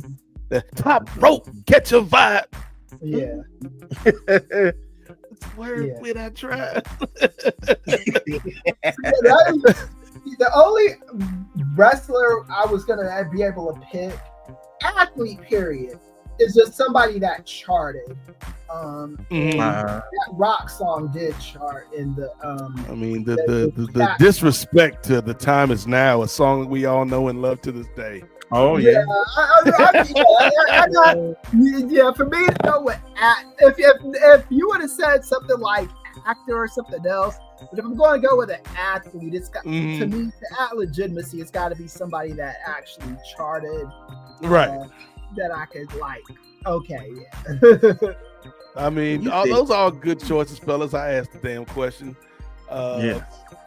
Must Be the Money is just like always gonna be one of my favorites because it was the one when Dion signed to the Falcons, like, yes, you know who it is, it's prime time. Like when I signed my name on that dotted line, my mama told me people was gonna be talking about me, but then she looked at me, she said, baby, must be the money. Yeah. Like, okay, Dion. And then he had a follow-up. People forget about the follow-up. He was on the Street Fighter joint with MC Hammer. Straight to my feet. Straight to my feet. Like, okay, brother. Okay. Was he on the Pumps and the Bumps? He was in the video. He wasn't on the song, though. Okay. But he was actually on that Street Fighter track with MC Hammer. Straight to my feet. Like, no, brother. And we gonna have to talk about that another time, maybe on another parlay with this Street Fighter reboot movie coming out. Who knows? Maybe it might be Deion Sanders and 50 Cent who's supposed to be Balrog in the movie, but we'll talk about that. All I know is if Miguel A. Nunez ain't in this one, we gonna riot. They have not casted. They have not casted DJ yet. Bring him back. DJ. Hey, The only other person I would accept as DJ is Terrence Howard. I came here after beating up Skinny Black, man. I'm the best fighter in Memphis. if he can't be a War Machine, we'll take DJ. Like the Hustle and Flow universe and the Street Fighter universe are connected. I'd accept Malik Yoba as a DJ. Yul Brenner. Yeah, because he has that Jamaican accent. In Cool Runnings. Yeah. Jamaica got a bobsled team. See, I would do anything to see Terrence Howard try to have a Jamaican accent. It's Bombaclot, man. Like, no, Man. Terrence. We could tell Terrence Howard in Cool Runnings. Terrence Howard make Cool Runnings a whole different movie. It'd be a drama now. Coach, we've been fighting these teams all season. It's not right. It's not fair. Like, why are you sweating? We in the Swiss Alps, brother. Like, he always got that glisten on him. Like, why are you sweating, Yul Brenner? Some things out here, man. This Cool Runnings means peace be the journey, but this journey ain't been too peaceful, man. Aren't you Jamaica? What part of Jamaica are you from? By the beach? Like, I'm from Memphis, Jamaica. Right near Kingston. Y'all must have forgot it's great though. Like, I love y'all. I remember when they debuted that video on HBO Fight Night. And Jim Lampley just, all right, folks, now we're going to throw to something different. Roy Jones Jr. has got a brand new video. It's like, y'all must have forgot. Yeah. Roy Jones, man. Yeah. It's like, In how the ring, my box is done higher. When I fight, you call me sire. To beat my kingdom, you must use fire, and I won't stop boxing till I retire. I'm Roy. You gotta bite the fucking line. Yeah. Just okay. My favorite part about that though is when he's like, I won't stop boxing till I retire. I'm like, yeah, that's what retirement is, bro. Yeah, I was thinking the same thing. Yeah, I was like, okay, Roy Jones, man. But I will say one of the great things about Y'all Must Have Forgot is TNA used that as the basis for Elix Skipper's theme song when he came to TNA. Oh yeah. Yeah, it's like the whole song he's trying not to say it. Then at the end he's like, y'all must have forgot. I just wanted to say it. Like, Elix Skipper. Like, I can beat you with power moves, bam, aerial moves, bam, fast moves, bam. Y'all must have forgot. I just wanted to say it. Elix Skipper was great, man. Yeah, very, very underrated. Very underrated, man. Still one of the greatest moves in the history of wrestling, doing the Hurricane Rana, walking across the damn cage. Yeah, and how high that shit was. Yeah. Like, and all it would have took is if he had leaned one way or the other too far before he hit the Hurricane Rana. It's like, yo, that could have ended badly. Yeah. And while that was like physically impressive, like one move that he did on the regular that I was always impressed by, while he's getting covered, he kicks out of the cover by doing a bridge and then stands up like a hip bridge up, and then stands up from that. I'm like, how did this brother not break his spine in like 7 different places? And that's where Trish Stratus got the Matrix from. Yeah. Really? Yeah, Elix Skipper was doing that like 3 or 4 years before Trish started using it. But just doing it from the ground, like she did it from standing, and I was like, okay, that's impressive. But for somebody to do, I don't know. So he did it from the ground and from standing. hard. Like Elix Skipper, man. This man Elix Skipper out here just feeding generations with these moves. Like beyond his time, like but ahead of his time. Yes, he was ahead of his time. But there's so many ways we could go. There's too many NBA players to name, like Ron Artest, Dame Lillard, Allen Iverson, Kobe. If you ever heard that Kobe record, yeah, I'd say Iverson was better than Kobe, but those bars are just not. time. The Shaq Kobe has my ass taste. Yeah. Oh yes, Yeah. I was thinking about that one too. But Ron Artest, Champion, that is up there. Champion is a decent song. Now that you mentioned Ron Artest, yes. But I think I might have to go back to the world of wrestling. And this is a song that Chris and I just talked about recently, and it's still on my mind, Chris. With My Baby Tonight. Oh yeah. by Jeff Jarrett, actually the Road Dogg Jesse James. Yes. And I just wanna get home to my baby tonight. Like, woo, Yeah. that boy was cooking. That boy was cooking, Ray. Yeah. Can't wait to get her home and that I'll be there with my baby tonight. That's one of my favorite ones. I don't know if you remember this, Nate, but during the rock and wrestling era, JYD did that song "Grab Them Cakes." Yeah, Grab Them Cakes. Yep. And they played that on like what was this shit that Dick Clark used to host? American Bandstand. American Bandstand. The woman that he sung that song with, she died prematurely too, but she was my famous pop singer. But yeah, I'll tell you another one that was hot, man. But you know, I'm not too fond of this particular individual as a human being a lot of times. But this song was undeniable, Ray. Because you know, there's a lot of parts in the country you can go to and you might not feel safe. But you know, in Atlanta, man, there's one street in particular you don't want to go down, Ray. That street. Best street, Atlanta, GA. Best town in the whole USA. Yeah. Street, nasty and hot. The deeper down the block we went, the hotter it got. Like, oh, yeah. Go ahead, BSA.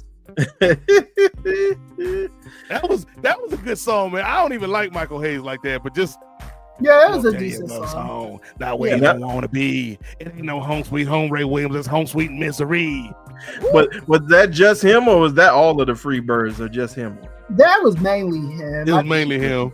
They were on the song. Bro. Yeah, and they were in the video and stuff. But I think it was like whatever, because Michael Hayes actually like sang. So I think like whatever band Michael Hayes was gigging around with, they were the primary musicians and singers. But the Freebirds, like, yes, Buddy Roberts and Terry Gordy helped out on the track. But yeah, that Bad Street Dog. Yeah. Oh, and I do want to throw out another honorable mention, since Brother Chris is like, oh, it's got the chart. It's got to be on the chart. It doesn't. That was my requirement.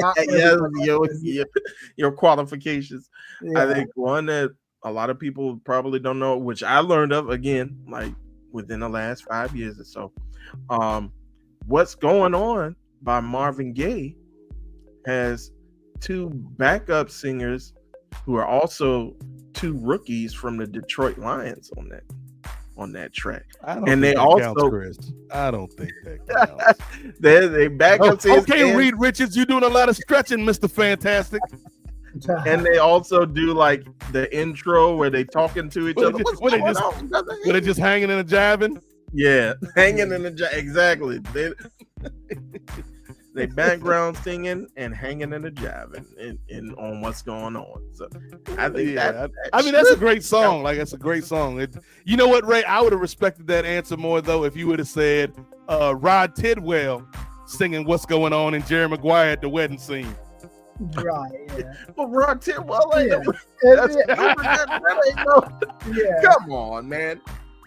I'd say the Super Bowl Shuffle by the Chicago. Oh yeah. Super Bowl Shuffle's up there.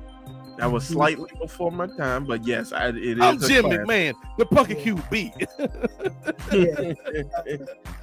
Chocolate Strawberry was not great.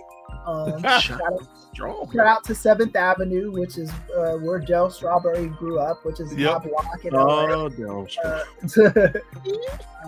Let me see. I mean, Wayman Tisdale had some hits, but he was just like instrumental. Right, yeah. It's like, boy, that saxophone, boy. Leads are just don't belong singing, man. I can't really think of it. The Rock was, because I think Wyclef played to his strengths. Yeah. what you said, Bad Street USA, that was a fun song, and that also played to Doc's strengths. And what was the one that you named, Ray? Which one? Oh, We Hurt People, MVP. Yeah, that's fine too. Yeah, Which I think but once you get like these guys, they really have to like step out of their element. Yeah, because Carl Lewis trying to do a Jamaican accent on the "Break It Up" song. Yeah, break it up. Because with wrestlers, it's in their purview because wrestling is the performing and stuff. But with athletes, man, they just why is it mainly just male athletes? Like you never seen Serena put out a diss track on nobody. Right? You don't see Serena Williams try to do that. Like, Lolo Jones ain't out here trying to be Beyonce. Naomi Osaka is like, oh, now let me try to be the new pop star of the day. Or Martina Hingis wasn't on the track, Ray. Right. Serena did crip walk on in the video. But that was that was shot out LA, man. That wasn't like, or Compton even more specifically. That wasn't her trying to be like, yo, I'm trying to get this new single out. Right. when Caitlin Clark gonna put out a track? She the GOAT. When she gonna put out a track? Yeah. When your niece Angel gonna put out a track? Oh, look. Okay, that's Flauget. Flauget is actually putting out tracks. And even with Shaq in the Fushnika song, he did that. That song actually came out a little bit before his Orlando Magic debut. Yeah. In 92ish. So so he wasn't already he didn't have the athlete rapper stigma just yet. Shaq actually had some good songs though. He had You Can't Stand the Rain was a good one. West Side Playing was a good one. I like playing on the West Side. Yeah. And then that one with Nate Dogg was okay. Yeah. Outstanding was a good one from his first album. Yeah. The one that always killed me was I Know I Got Skills because I love that beat, but like Shaq's rhymes are like, he's like, I'm coming through like Kung Fu, hit you with the wall. I'm like, that was a verse. Then he goes on to say, Ray, I'm gonna treat you like Spielberg. You get your ass kicked in the park. Yeah. Like have there been any white athletes that tried to be like rockers? I know, like for actors, you can name a ton of them. Yeah, like actors, a bunch of them. Yeah. If we're gonna stay in the lane of wrestlers, of course, you gotta mention Fozzy with Chris Jericho. Let's not mention Fozzy. Exactly. Hey, you. I mean, what's that Judas song is a. You mentioned P.S. Hayes. We can mention. Yeah. I'll give Jericho his props for Judas. Yeah, fine. Now tell us, where were you on the night or on the day of January 6th, brother? Wrong, brother. Like that's like even the band though. That's more of a ego stroke. For himself. Like a vanity project. It's like having like a local cover band that performs in your city that you see because they're good, but they're not like, Fozzy is never gonna be. If 120 minutes was a thing, Fozzy wouldn't make it on 100. Matt Whitfield ain't talking about no damn Fozzy record. Right, yeah.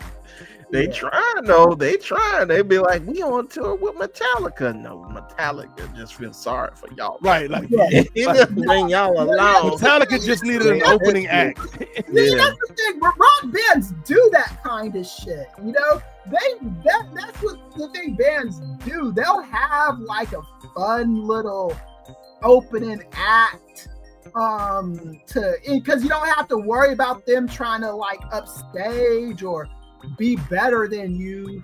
They're just the opening funny act to come in and we'll just be out next, That's the good, or like they do that with comedians as well. Like they'll have a comedian. Just go warm up the crowd, kid. Yeah, exactly. Yeah. Like, so I mean, yeah, I guess there's some bragging rights in saying I performed with Metallica, but I mean, okay, shit, dang.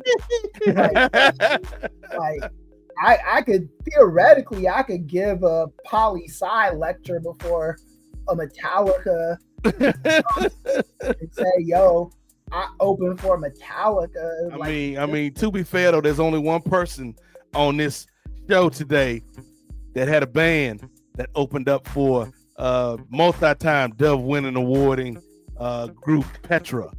You know what I'm saying? Yeah, exactly. I'm saying we opened for Petra Ray, and we got like 40 minutes. They gave us 40 minutes. We shut it down. And look, Chris, we was not doing what the opening act is supposed to do. Opening act, you're supposed to play your little songs, get up on out of there. I think they only gave us 30 minutes, and we went 40 minutes. Petra was not happy because we was getting all our stuff in, dog. We was like, we thought, I don't know, like who the equivalent to Quincy Jones is in the Christian music world. We thought Quincy Jones was in the audience. We was gonna get our stuff in, Ray. Right. Yeah. All the ad libs, all the extra verses, all the solos, the drum breaks.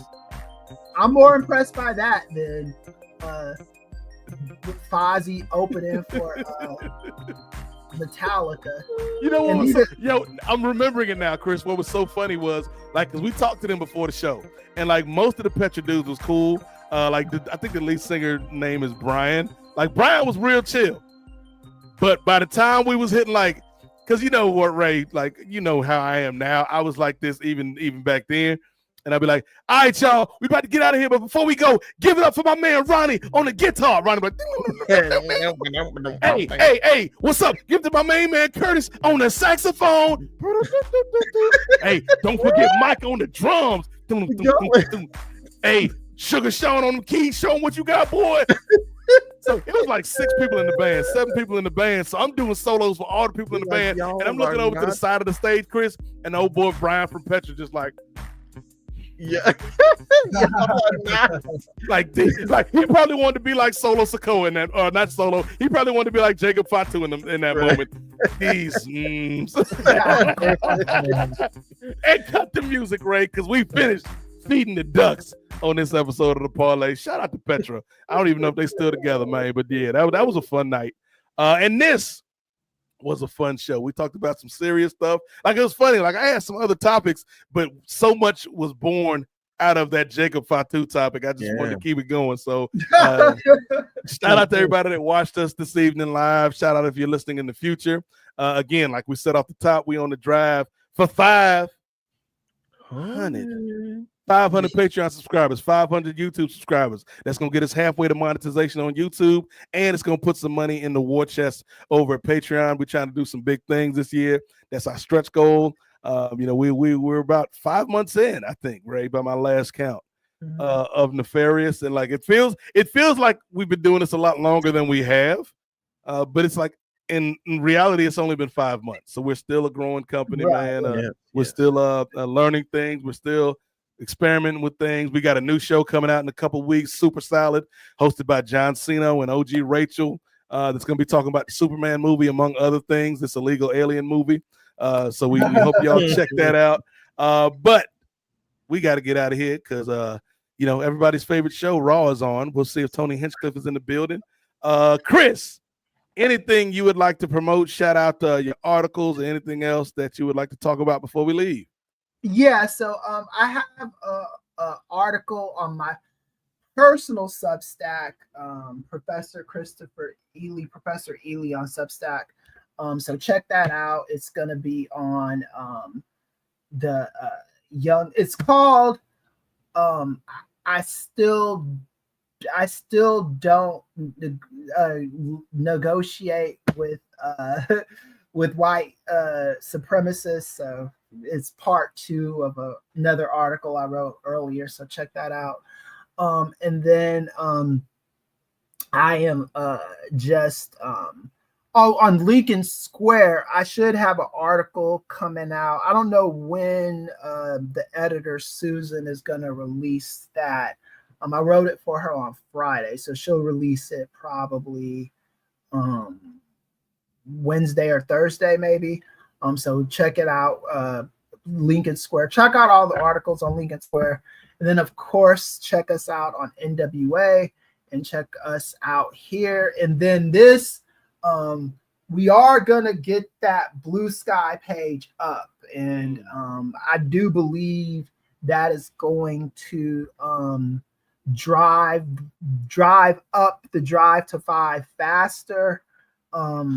If my because I've been writing out blueprints for all this shit, and everything is cooking. You thought Seth Rollins was the only architect, ladies and gentlemen? Right? Yeah. So we're like, look, man, if we will, I believe we will hit the Drive to 5. I think we will hit that before John Cena's heel turn becomes interesting. So, that's my take on it. Okay. Challenge accepted. Challenge accepted. Ray Williams, what you got going on for the people? And again, don't forget, folks, if we get to 500, Ray Williams gonna be showing some feet in the chat, allegedly. Like I said before, Drive for 500 is only for the Ray SMR. But the what was I called? The 1 triple lows for them toes is for 1,000. Okay, that's what we're aiming for, folks. If you want to see that, and I might have to start manicuring and pedicuring and putting lotion on now. I just realized you're wearing a Hurt Syndicate shirt. Oh yeah, brother. And I'm solidarity as well. Yeah, I saw yours, so I was like, "Oh man, I wish you would have told me." No, yeah, I just threw a shirt on when I could. This is where I keep all my t-shirts at. So, and now all we gotta do is get you on a shirt. You got a Hurt shirt, a Hurt Syndicate shirt, a Hurt shirt. A Hurt shirt. I haven't gotten mine yet. Like, I want to get the Hurt Syndicate shirt. I was thinking about getting a Ron Killing shirt, but it looks like Ron Killing season is over. So yeah. I mean, at least support a little bit. I might get the Ron Cena joint though. Yeah, that does look hot. If only it was in like $35. Like, what happened, man? Come on, fanatics. What are you doing? So yesterday's price is not today's price, Ray Williams. I know, right? We got to pay for Ron's salary somehow. Well, I'm gonna wait for next week price when they go on clearance, brother. You go ahead. On clearance, so yeah, right. Yeah. All right, but not only can you continue to see me on esteemed programs with these two brothers, like the Parley and the Kings of Sport, but you can also see me here in Nefarious Media Network on SBF Styles Break Fights, which we might have to come out with as SBF Extra exclusive to the patreon.com/Kings of Sport or /Nefarious Media Network, I should say. I had to correct myself on the fly. But yes, we might be coming out with an extra episode because I don't know if you guys heard, but apparently the UFC is going to be happening on the White House lawn on Independence Day. So, I heard about it. Yeah. And we all know how many promises Donald Trump has kept during his role as president. So we'll see if that comes. He keeps fruition. All the fucked up diabolical promises. That is true. This is something that will happen. The ones in the fine print. He keeps the ones that don't help anybody. Yeah. Besides Dana. Yeah. But if we do, and Brother Chris, you were mentioning getting our Blue Sky up and running. We also got I know we're talking breaking the fourth wall a little bit, but we also got to get that LinkedIn running so that we can and get these credentials so that your boy could be on the White House lawn without your paying $1,000. The homie Dr. Chris Featherstone should add us. I'm connected to him on LinkedIn. So I guess he's a controversial brother. Whoever you ask in Black radio, I don't have that kind of relationship with him for it to be controversial. So, but yeah, I just want to get a press pass. I just want to get a press pass. So we'll see what happens. Oh yeah, that's happening too. Now here's the thing, Ray. I can't promise you a press pass to UFC events because I don't think the TKO people like us too much. Yeah. But if whatchamacallit's still a thing, what's the AEW? The other fighting one. PFL? PFL. For right now, either PFL or One Championship. Yeah, or what's the one that used to come on Spike TV? You talking about Bellator? Bellator. Yeah, Bellator folded into PFL. Yeah. PFL. Okay, so yeah, so RIP Bellator. So we'll be able to get you some PFL stuff. All right. we'll be able to do that because they do come to DC every now and then. They had like their first big card in DC a couple years ago. Yeah. So. Actually, we might be able to get you into UFC, but it'll be by not so. I don't want to use the word nefarious. Stay on brand, brotber. Yeah, it'll. You'll have to wear a red hat to get in, Ray. Is what he's saying. Yeah.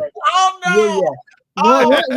Once we get you in, you can ask whatever you need to ask. But how bad do you want this access, Ray? Yeah, you gotta wear your red hat and do the stupid dance. Yeah, but I gotta pretend. I gotta be the butt of the joke, like Archie Bunker. You got to stroll in. Hello, my baby. Hello, my darling. Hello, my ragtime girl. Yeah, hopefully the red hat would be just enough, and then you could go in and a red hat with a Real American Beer T-shirt. Yeah, and then be your authentic self. But yeah, I am not taking no bet. I'm gonna have my mask on and everything, mask on and shades. You're gonna be like, is this brother trying to rob a bank? What is he wearing? When is the last time that John and Way, I guess not Way, but when's the last time Pollock's done a WWE or even a UFC press conference? The last thing that I remember him being, at least at UFC, he was, I believe it was early last year when UFC had a card, like a fight night card in Toronto. Right. And then he asked the question about, he tried to ask a question about fighters kind of being on a like kind of being monitored really, really closely, but he mentioned the word being on a short leash, and Dana just went off. Oh yeah. So there's your answer to that. Yes. That's because I don't even think Thurston gets invited to that shit no more. So yeah. Thurston, he keep bringing up those questions. Oh, I don't know. It wasn't like a Saudi question, but I think Thurston. He keep bringing up about Vince. Janelle Grant. Yeah, he keep bringing up stuff about that's Vince. The thing is what they've done, and this isn't just a WWE thing, this is an AEW thing too, is they've confused all of us in the press because they don't. Are we supposed to ask kayfabe questions at these things? Or are we supposed to ask real questions, right? Exactly. At least in UFC, you don't have to worry about that. But the other thing is you have to worry about asking UFC Dana White friendly questions, Exactly. Because and Trump is at war with the press, so it just makes it that much more difficult, Yeah, it's getting more similar with the UFC because now they're having kind of like influencers in the role as media, and then they're asking like this girl Nina Drama, who, no shade, girl, earn your money, earn your keep, but she asks like some crazy questions. I'm Nina. I'll spare you this time.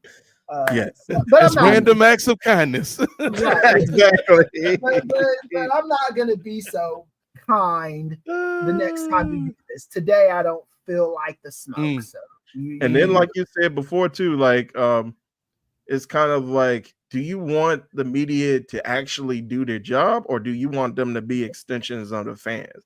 Especially after that stuff that happened with Chris Jericho in that AEW press conference where he swiped the bottle with the baseball bat. And he was like, no, we're not a part of your act, brother. We you just hurt me on the job. I will be getting workers' comp for this. Yeah. He took it like a G, though, the dude that got hit with that. I wouldn't have been as nice about it, but you know. Chris beat 3 people up for messing with his mobility scooter. Right. Who took out Trent Beretta? It was that guy. That guy. Well, in AEW's defense, the people that work the arena said that that the thing could get messed with staying right here. So my wife made sure she took the key out of it.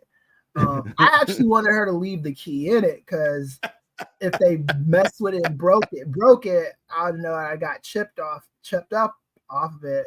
I'd have been like, that was probably a $8,000 scooter from him. I'd have been like, yeah, that shit was $25,000. So you weren't the type of fan that was like actually enjoying being a part of the show, like just handing the key. Like you wasn't the dude with the prosthetic leg who handed it to one to hit somebody. They gave us a fair warning, and Mrs. Ely wasn't having that night. She was like, She looked at Chris like LeBron's wife looked at LeBron at the pop-out concert. Like, no, you are not part of the show. Yeah. You are not getting on that stage. Right, yeah. Like, yes, ma'am. I pick and choose those battles. Yes, I hear that. Battles wisely. Yeah. Happy wife, happy life. Yes. So yeah, look, we already building some things out for young Ray Williams over here on these streets. MAGA Ray, as he will be known in a few months. Hello, MAGA Ray Williams, just one of the good ones. Is Ray and Tyrone Magnus covering UFC? With these coon step and fetch it. Jigaboo. See, now I'm worried too, because now I'm gonna have the red hat on, and then because I know, Chris, you mentioned us trying to build a relationship with your boy Andreas Hale over at ESPN. And I was like, I'm trying to like make connections with that brother because he seemed like a cool cat. But if he hat on, we have connections with Andreas. Andreas is someone that I can say is my friend. Yeah. And so can Nate, but as I don't know. I'm real careful with the kind of favors I ask for, right. And he's hooked it up when he's especially if it's his event, he'll hook us up. He'll be like, oh yeah, y'all can come through. But, right. Just tell Ray to leave that hat at home. Exactly. Like I'm trying to build like natural like networking. Like I ain't trying to be like, oh, I'm Chris' friend. Let me in, but I'm trying to build that up. But yeah, I don't know if that hat is gonna do me any favors. Right, yeah. You're gonna become the big nasty of MMA. The big nasty. Selling your soul for a plate of TKO cheese, brother. I hope the Gouda was good, brother. Oh Lord. But on that note, for me, you can find me on Twitter at @8 MOZAIK at Nate Mosaic, Nate Mosaic 757 on Blue Sky, and Black Nate on IG, BLAQUE_8. So we did it again. Another great edition of the Parlay here at the Nefarious Media Network. As I mentioned before, stay tuned for more content from Ray and Chinyere over at Styles Break Fights.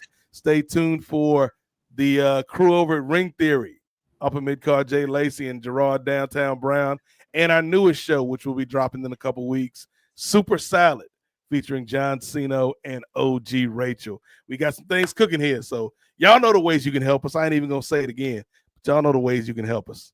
So, for Chris, for Ray, who else? Who else do I need to thank? Damn, I'm drawing a blank on her name, Ray. Oh, and then there's Maud.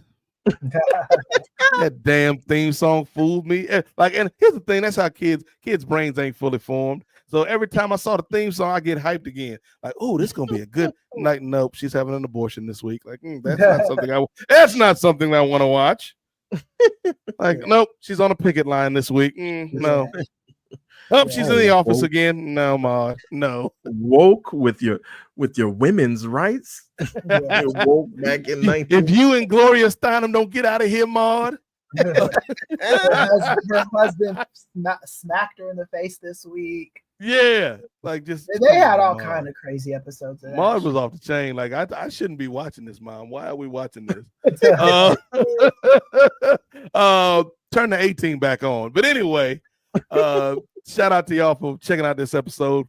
And if you missed anything, check the archives on the Patreon feed and also on the free feed. So for Ray, for Chris, and for Maud, wherever she is, and for Bilal, wherever he is, being extra. I'm the Godfather, Nate Milton. And we'll catch y'all next time. Hit the button, Ray. Wow.